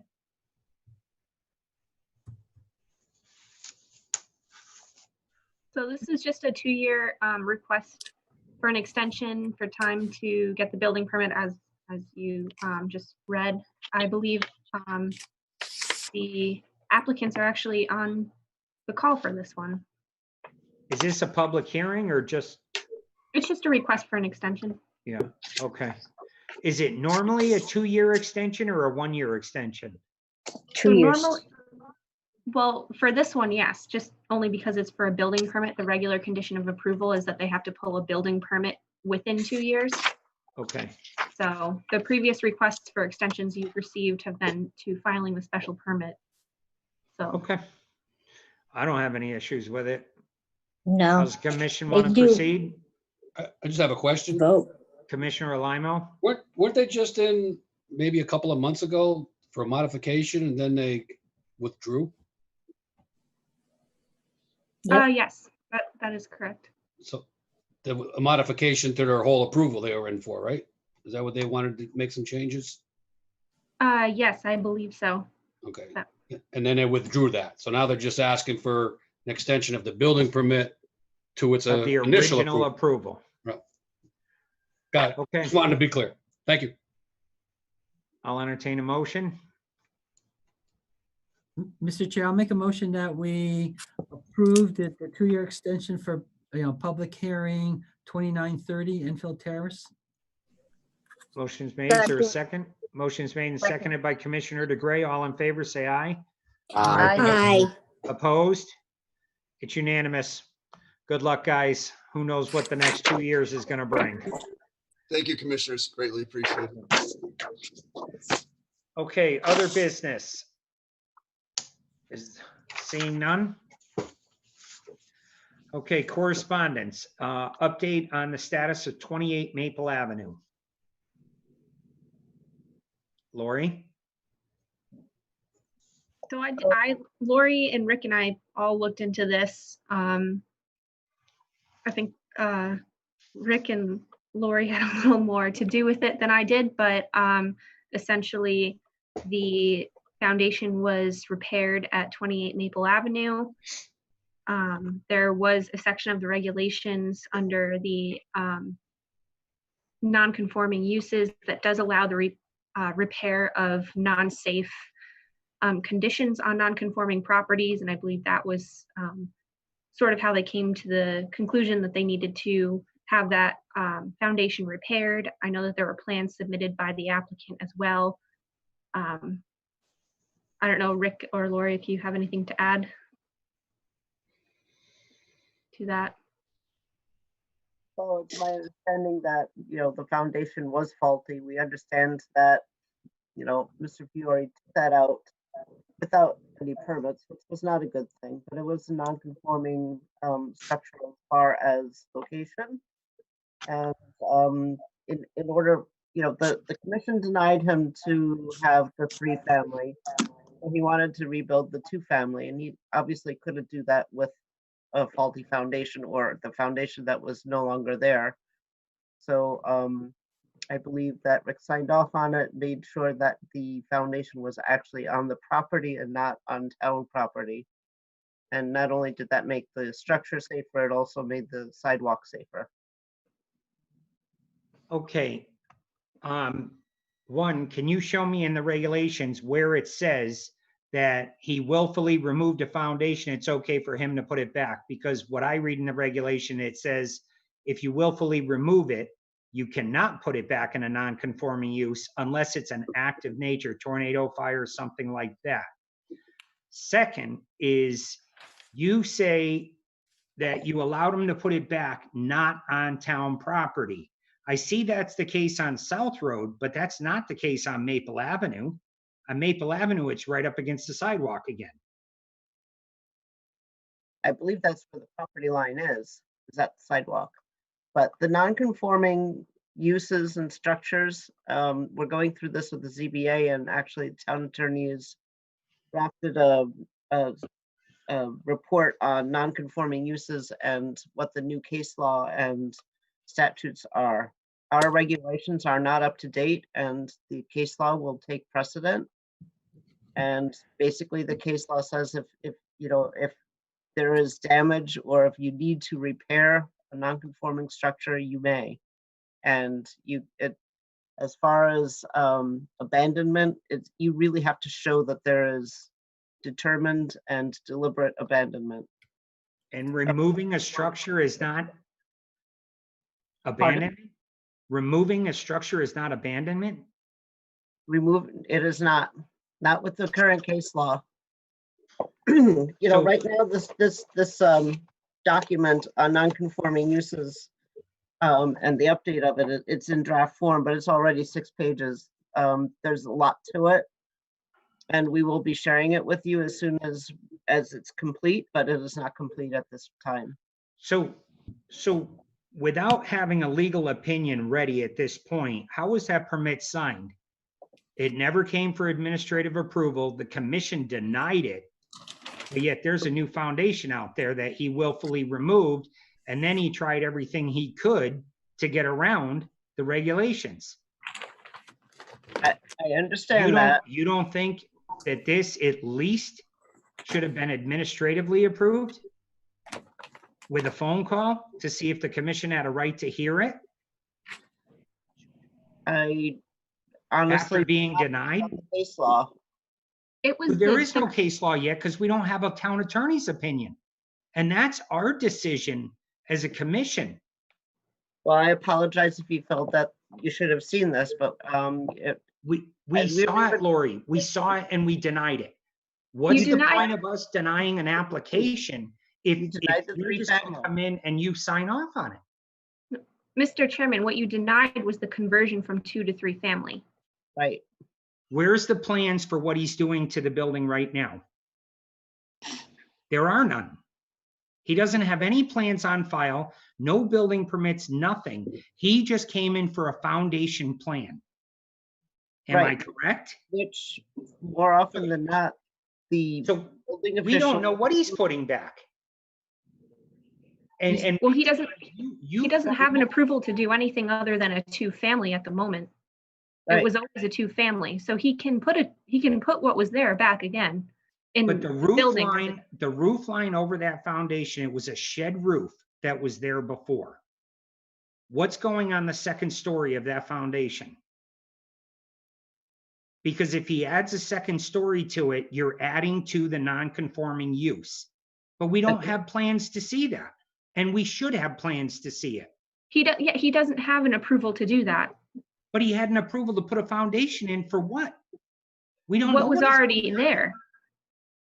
He's not adding to, he didn't put the foundation in for the addition he proposed under what you denied. Right. He came in to add to the second story of that structure. Right, and he doesn't have an non-conforming- approval to do anything on the second In a floor. non-conforming use, and we denied him. That's right. We all agree.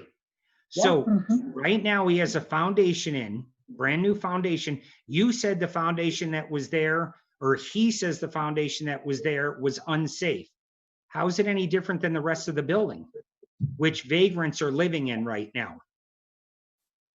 I don't understand. No, there's no engineering reports. There's nothing. He went and did this without approvals. He got a building permit for it. Because you guys signed off on it. Well, because it needed to be done. I mean, otherwise. But that doesn't make it right. The building was going to fall in. I mean, how could we not let him replace the foundation? He did it wrong in the first place. He could have put a wall right up. He could have put a wall right across where he stopped removing the foundation.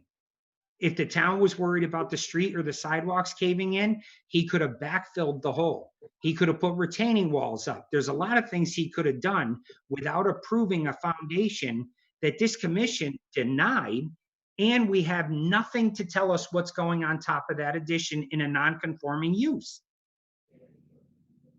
And just to think that this wasn't an administrative approval or even brought to the commission, it just doesn't sit right with me at all. Well, whether, Mr. Chair, whether it's not conforming or not, if it's a safety hazard, I would feel that he's got the right to repair an existing facility. Same thing goes for, if that building burned down to the ground, I believe if it's a non-conforming building or non-conforming use, if that building burned down to the ground, he would have the right to rebuild that structure as it was within a certain amount of period of time. And 12 months. That is correct. 18. Because it was a safety concern and he made a repair. If he was able to get a permit, so be it. If he got it, he got it. But as long as he's done the repairs within the jurisdiction of the officials, I don't don't see issue right there. He didn't repair it, John. He replaced it. There's a big difference. You can repoint a brick foundation, no problem. He didn't. He ripped it out with the intention of doing the expansion. We all saw it. We all denied it. Well, I'm not talking about his application. I'm talking about a repair that he did. And if it was detrimental for safety reasons, that he made a restoration and a repair, I certainly don't have an issue with that. If I may address it to one point, in the non-conforming section, there is a section B, the strengthening or restoring to a safe condition of any portion of a non-conforming building or structure or a building containing a non-conforming use, which building or structure is declared unsafe by a proper authority. I myself, I did contact them several times because of the safety issues down there, and the building department posted it as a safety issue. After he removed it. After he removed it, correct. I'm Right, not not disagreeing. before. I'm not disagreeing with you at Right. all. I But- agree with what you're saying, Rick. But if you did that inspection before he removed it and deemed it unsafe, that's a different story. I But none of understand. us were given that option. No, I understand that completely, but my only concern is, once it was done, it was done. Now it becomes a safety hazard for the public. And how do we go about rectifying that and curing the safety issue? So, it's a gray area, and I think when we talked about it, our consensus was, well, at least let's make sure that the foundation is put in so that we don't have any problems with the sidewalk falling in or anything else, because they did put in a new sidewalk there. The town engineering department was concerned about that. We made sure that none of the forms or any of the foundation was on the town property when they did do the new foundation. Why? If it was grandfathered in, why couldn't it be put back the way it was? You made an adjustment to suit you, but you didn't take our vote or our consideration into fact. And I don't understand why we weren't even addressed on this at all, not even a phone call. And to me, that says it right there. That permit was signed without the commission being notified. John agrees to it. So John would have been for it, but he didn't have that option. I didn't realize that it was something that the commission would need to see. To me, I can't hear you, Lori. You're breaking up. Oh, I did not realize that it was something the commission needed to see. He was fixing the I agree, he should not have taken it out, but he had to put it back in order to build the structure back to where it was. But he can't build it back where it was. Yes, he can. You He made just- him cut it off the town property. So cannot it's not make back where it was. He cannot make it a 3-family. He could build it back to the 2-family the way it was. He has every Lori, right to that. You denied him putting it back on town property where it was. We tried to make it right just in case, because he did take it out without our knowledge, which was wrong, but we needed to at least find a fix. Otherwise, the building becomes vacant and it becomes destroyed, basically. Well, Lori, by moving the foundation back, it's a betterment to the town. Yes. This way he could rebuild it. Right, but it's a betterment to the town because it's on town property now. So it is technically a betterment, which is a good thing.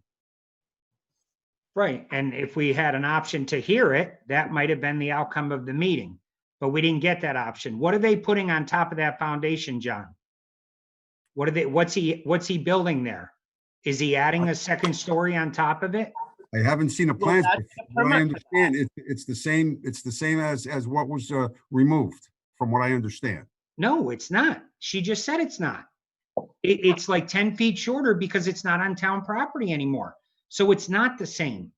No, it's like it's inches shorter. No. And it was right at the property line. That's why we just said, just make sure you're on your own property. It's not feet, it's inches. And he has every right to build that the way it was. He You has deny every him- right to repair. No, But but he non, has to rebuild it as it was, So, not with the second story, because so that if was. he willfully tears down the entire house, foundation and everything, you would allow him to replace that house? No. Yes. yeah, The yes, he regulations is allowed. Yes, based No. on statute and case law, yes. Our regulation says different. But our regulation is wrong and the statute and case law will supersede. Okay, where is the legal opinion on that? It's not finished. Okay, but he's had the foundation in for a month without a legal opinion. So the decision was made without a legal opinion or without planning and zoning. Well, it was made based on staff's understanding of case law.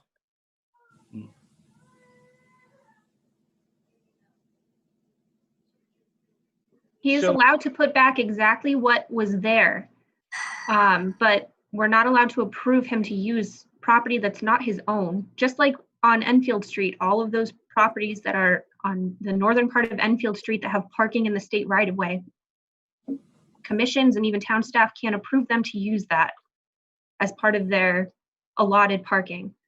It's similar. We couldn't approve him to use town property for that foundation. If he comes back and he wants to try and put a second floor on that, whatever he puts back on that foundation, it will have to come back to this commission. We haven't seen plans for what he's planning to do, but he has a right to put back what was there per statute and case law.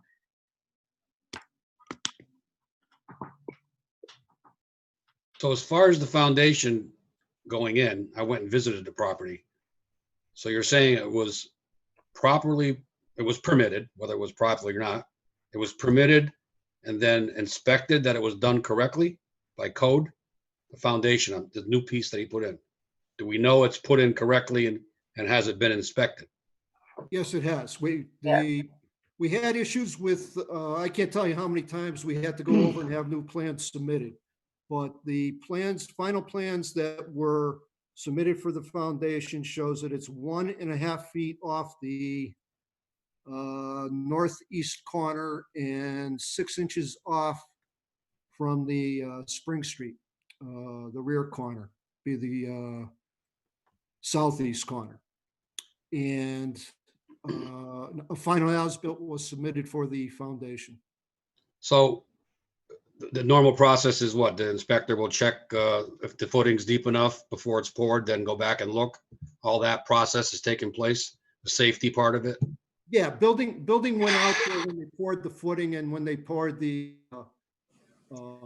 foundation. They inspected that That's all been documented? through the building department. Right, through the building department. Yes, as far as the building department and we are concerned, after the foundation was put in, it was resurveyed by the surveyor, and the surveyor submitted an as-built certifying that the foundation was put in with the plans that we approved for that foundation. Another thing, upon my visit the other day, I did notice that there's homeless people living in there. I actually had a conversation with one of them. He came out to tell me how good he was taking care of the property. And the other thing I noticed was, honest, it's true. It's true. Hey, that's the stuff you run into, right? The other thing I noticed that the property itself is not secure. Little kid can go walking in there and really get hurt. As you know, it's not safe. So I think there's other issues that need to be looked at quickly. The safety issue being most important. But there is people living in there, and from my experience, when you have people living, homeless people or anybody living in vacant properties, in the winter, they need to find a way to keep warm. And guess what usually happens? I can tell you 100 stories. So we need to make sure that building gets boarded up and secured correctly. Because I do think that's a big issue right now.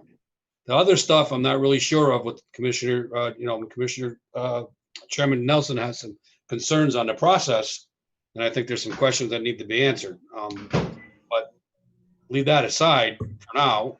I think that some attention should be paid to what's going on down there currently.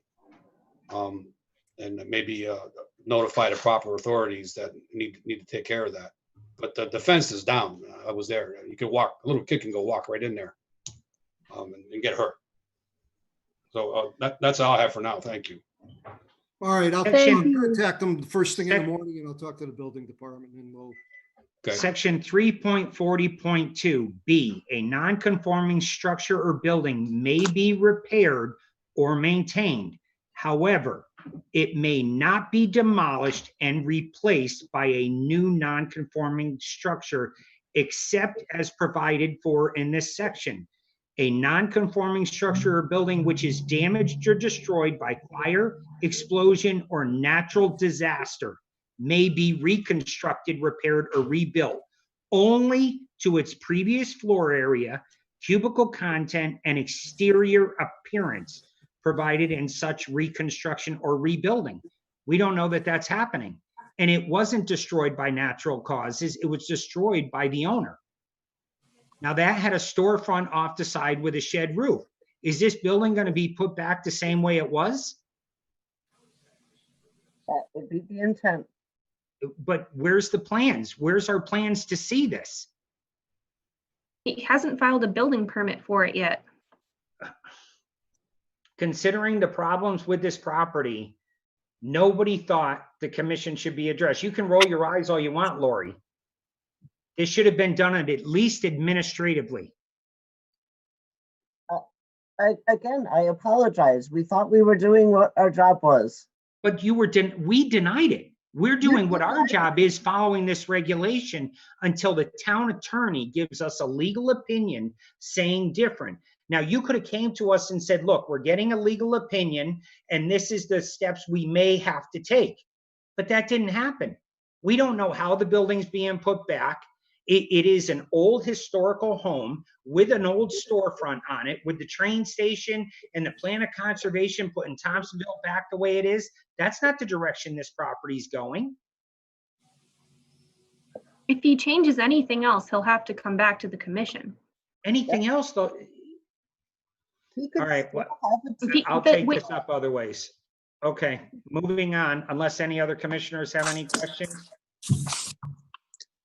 The only thing I was concerned about was the safety issue. There's still that big gaping hole. If it was a safety concern, they could have put a foundation up to what's existing, filled in, and that whole safety concern about people falling in would have been taken care of. But it's still there. The safety It's concern still is there. still there. It's still there and it hasn't been addressed, and I am worried about somebody falling. And if these people are living in it, God only knows what's gonna happen next. It looks Not like the that they're fence bad was, people, but it looks like the fence was taken down. I seen it's laying over. yeah, On- that that's the what I part- saw. Part that's on, yeah. Right, so we have the same safety issues with the new foundation. We got a lot accomplished. Okay, moving on to commissioners' correspondence.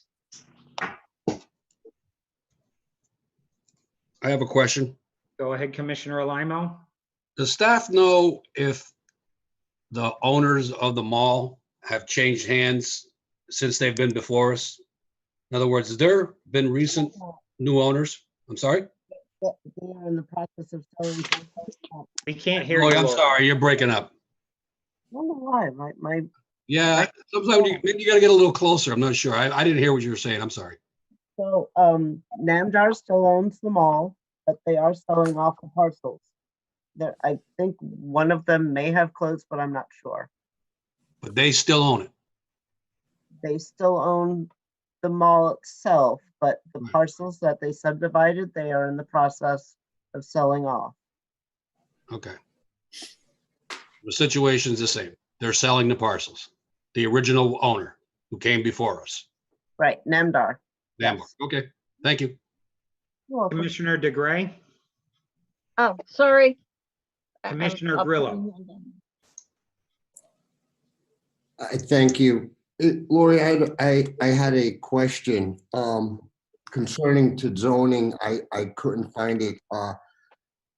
Tattoo parlors, I thought they were not allowed next to, or I should say, in a plaza next to a food serving place. Is this true?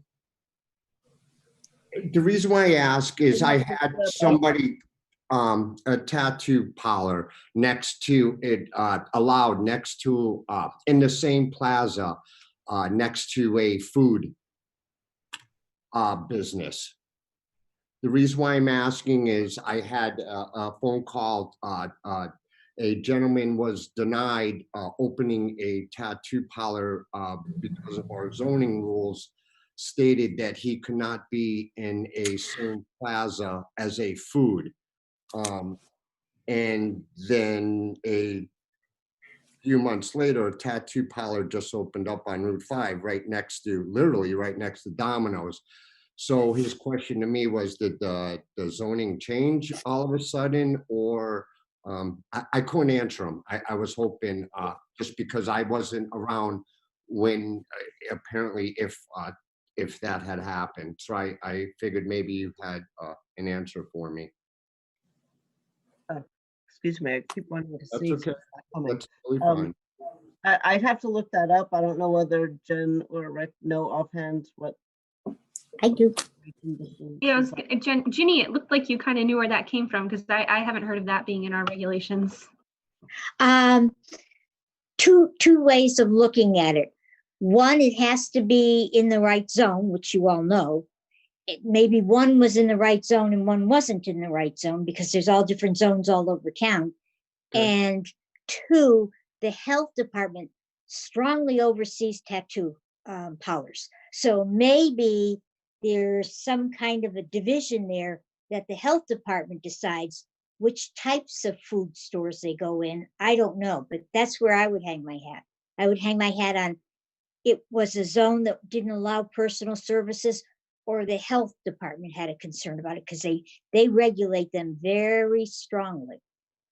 Right, and Hope that that's helps. what and thank you very much. And that's what I thought. But this place is literally attached to Domino's, which is a food. I didn't know if it's because maybe that's a not an eat-in place. Possibly that's what happened. But I'd start thank with the health department. Just give them a call. You're welcome. you. All set, Commissioner Grillo? Yes, sir. Thank you. Okay, I just have one. I was looking at ZBA's agenda, and the property on Enfield Street that people have come to us complaining about is scheduled for a K9, which I believe is some sort of an automotive use. Now, that hasn't been an automotive facility for over 20 years. And I know when I opened State Line Auto across the street, they considered it an abandoned use because my repairs license had expired, or the existing repairs license had expired for 12 months. And I had to go back in front of planning and zoning and get approvals with restrictions to be able to get my garage opened into State Line Auto. So my question is, why is this on ZBA's agenda and not ours? ZBA handles the auto location approvals.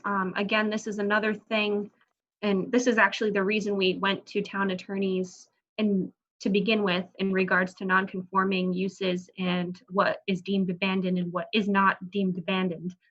I believe the case law specifying abandonment for non-conforming uses came out around, and I believe, Lori, correct me if I'm wrong, 2017.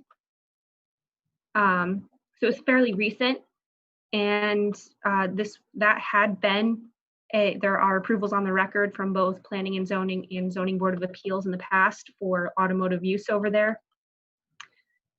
So that's why it went straight to Zoning Board of Appeals for another automotive location approval. It was continued to their next meeting, which is on the 25th, and we're hoping that town attorney will get us a completed version of the report on non-conforming uses and abandonment by that time. So how do any restrictions get put on this automotive facilities, hours of operation, fencing in dumpsters? I mean, the regulations have changed a lot since that was an automotive facility. And where does the grandfather clause come in? Because our regulations say 12 months. Once again, the state statutes and case law have changed. Our regulations are very out of date, and we're just having to contend with that. So that's why we're getting the legal opinion. And basically, they're entitled to what they were originally entitled to. So if it was a slaughterhouse, we could go back to being a slaughterhouse? I mean, that doesn't make sense. It hasn't been that used for years. I'm Only confused. if it was intentionally abandoned, does it lose Yeah, its? but it was intentionally abandoned when they stopped using it for that. You know, you're That doesn't make- arguing with us, but it's not our decision. It's the case law that has come through the Connecticut law, and we have to follow it. I guess, I'm somewhat confused in terms of, I know there's case law, but the thing is, case law usually is for specific items that come up. They're not a general discussion about all encompassing things. There's always something that triggers the case law to be specific for that location. And, I think that as long as our regulations sort of say that it has to be this way, I don't think that, I would start looking at case law because of the fact that we don't know exactly, what the case law was or what the specific items were, involved in case law. And every application is always a different application. Is never, one application fits 250, applications in terms of each one is different. So, I think that, what we should do is more or less concentrate on the fact that, we have regulations that more or less define what should happen. And that, what we shouldn't do is be chasing case law to try to justify everything that's occurring for every application that comes along that might not necessarily meet our regulations, because then all of a sudden, why have regulations? Because all of a sudden we're going to find a loophole somewhere. It might be down in Alabama that doesn't have anything to do with what's happening up in here in Connecticut. But there's always things that happen. But I think that what we need to do is more or less, if our regulations are wrong, we should change our regulations. We just should not abandon them and say, well, there was this case that happened, 15 years ago, or it happened last week, because of the fact that, it might be entirely different circumstances. So, I think that, I agree with, most of our commissioners who say that, we have regulations, let's try to follow those regulations. Let's not try to take a step back and try to appease everybody who comes along because of the fact that, something happened somewhere else and they had a decision that was made that might not necessarily correspond to what we're doing here right now. So that basically all of a sudden our decisions are tainted and they're not necessarily in conformance with our regulations. So I think that, we need to evaluate things, not necessarily just say, oh, something happened in the next town over, but it might not have anything to do with what we're doing. It's just a different circumstance. So, I think that, we just can't blatantly say case law, case law, case law, case law, because that doesn't hold true, because everything is always a little different everywhere. Go ahead, Rick. The unfortunate problem that arises is that the state legislature several years ago basically took it out of planning and zoning's hands and moved it back to ZBA, but with the caveat that ZBA acts as an agent of the state rather than the town. And when they look at something, it's specific, and every town's been going through this, that they only look at certain things: the proximity to a school, proximity to a church, to a theater. They can look at traffic, foot traffic, and motor vehicle traffic. But the legislature took a lot of the powers pertaining to location approvals for motor vehicle repair shops and gasoline stations out of the hands of planning and zoning. So unless there's a drastic change to those sites, the site plan or something of that sort, it reverts back to what it was originally approved as. And that's a part of the problem because it's a state statute. So every town has gone through the same issue.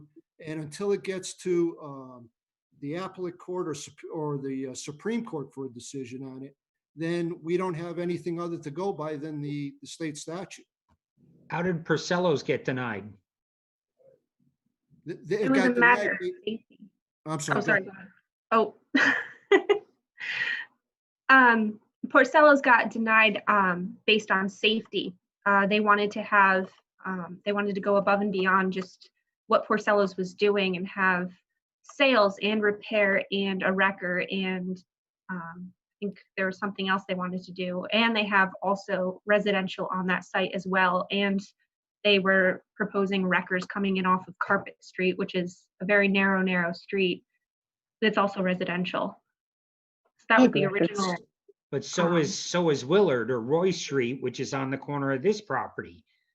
And this property, when they back out of the bays of the side of the building, they're backing across the public sidewalk into the road to get around to the parking lot. And that's something that ZBA will take into consideration. Because, and again, Rich hit the nail on the head. It's not permitted in that zone. I know Enfield for years has been trying to clean up the gateway to Enfield coming in through Long Meadow, and this isn't doing it. So here's something, again, that's not in our regulations. It's not coming in front of us, and a decision's being made without us. So again, these regulations mean absolutely nothing if we don't even get a chance to follow them because people in front of us are saying, well, you know, this says, you know, ignore the regulations, or this doesn't matter, or case law does this, or the state does that. Why do we have regulations? I mean, I think we're a very fair commission, and, you know, we try to, you know, interpret the regulations the best we can for approvals. But, you know, I mean, it's our regulations very clear. Automotive's not permitted down there anymore. Mr. Chair, if I'm not mistaken, what Rick was saying, that the state DMV mandates that ZBA has to hear the license. John, I understand what he's saying. And after that, then it goes to P&Z. So P&Z does hear it. No. The only time you would hear it is if there's a change to the site plan that they're proposing. That would come before planning and zoning for an approval. If everything, That's correct. everything's staying the same, you wouldn't see it. You wouldn't know. Right. License only, yeah, but you're right, yes. If there's a site plan change and so forth, yes, it would then go to P&Z for that regulation. But not for the license. It is ZBA. I do know that.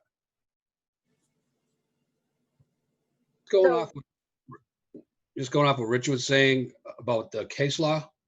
I didn't think that we would make our decisions at this level on case law. I always thought case law was only used when a case was brought, and then it would be litigated and they would look at case law. I thought we made our decisions based on the zoning regulations. When we throw case law into the mix, for me, it's kind of confusing. I thought that was really reserved for attorneys to litigate with, or after someone, say, brought a case against us or someone. So what happens, and Lori, correct me if I'm wrong, but it's the state statute tells the municipalities how you can create your zoning regulations, and if your zoning regulations don't go are not consistent with the state statutes, then the state statute supersedes your zoning regulation. When case law comes in, is that it specifies the state statute. So it, in a way, case law, and it's only state case law. So we wouldn't be taking into account what happens in other states necessarily, specifying the state statute. Case law is a study of a case that was adjudicated. That's case law, not an opinion. All I could say is this is what we've been trained to do. We've discussed this with town attorneys. And if we don't follow the case law, we will get sued and lose. Wow, that's pretty tough to do. Well, we follow our regulations and case law and we still get sued. Yeah. So we're following the regulations that you gave to us when we became commissioners, and we're trying to follow them and be upstanding commissioners and stick to these papers. And you're telling us case law that none of us have in front of us for two things now that you don't even have the decisions for yet. And decisions are being made without the legal opinion in writing. That's unacceptable. These regulations, if they're not worth the paper they're written on, why are we following them? Because the other thing I'd like to add to that is that, you know, case law, just because some judge rules a certain way doesn't necessarily mean that it's a correct way, it's the correct answer in terms of, you know, everybody's human, everybody makes their own interpretation, and there's plenty of decisions that are made that are overturned because of the fact that they're the wrong decision. So it's one of those kind of things where, you know, unless there's, you know, 25 cases and they're all the same and they all have the same decisions, then all of a sudden you can sort of see a pattern. But just because there's one case, you know, or the same, you know, judge rules the same way twice doesn't mean that it's the correct way in terms of, you know, it could be overturned only because if he interprets it wrong, and I've seen plenty of people interpret things wrong, that, you know, and all of a sudden they do get overturned. So, you know, I think that, you know, we can't just abandon our regulations because there's a decision that happened in, you know, 2 years ago or 3 years ago, and all of a sudden our regulations aren't any good, you know, and again, I think that, you know, a lot of it has to do with, you know, the judge that's hearing it. You know, every judge has their own opinion as to what something should be. You know, somebody could, you know, think that red is red and somebody could think that red's blue.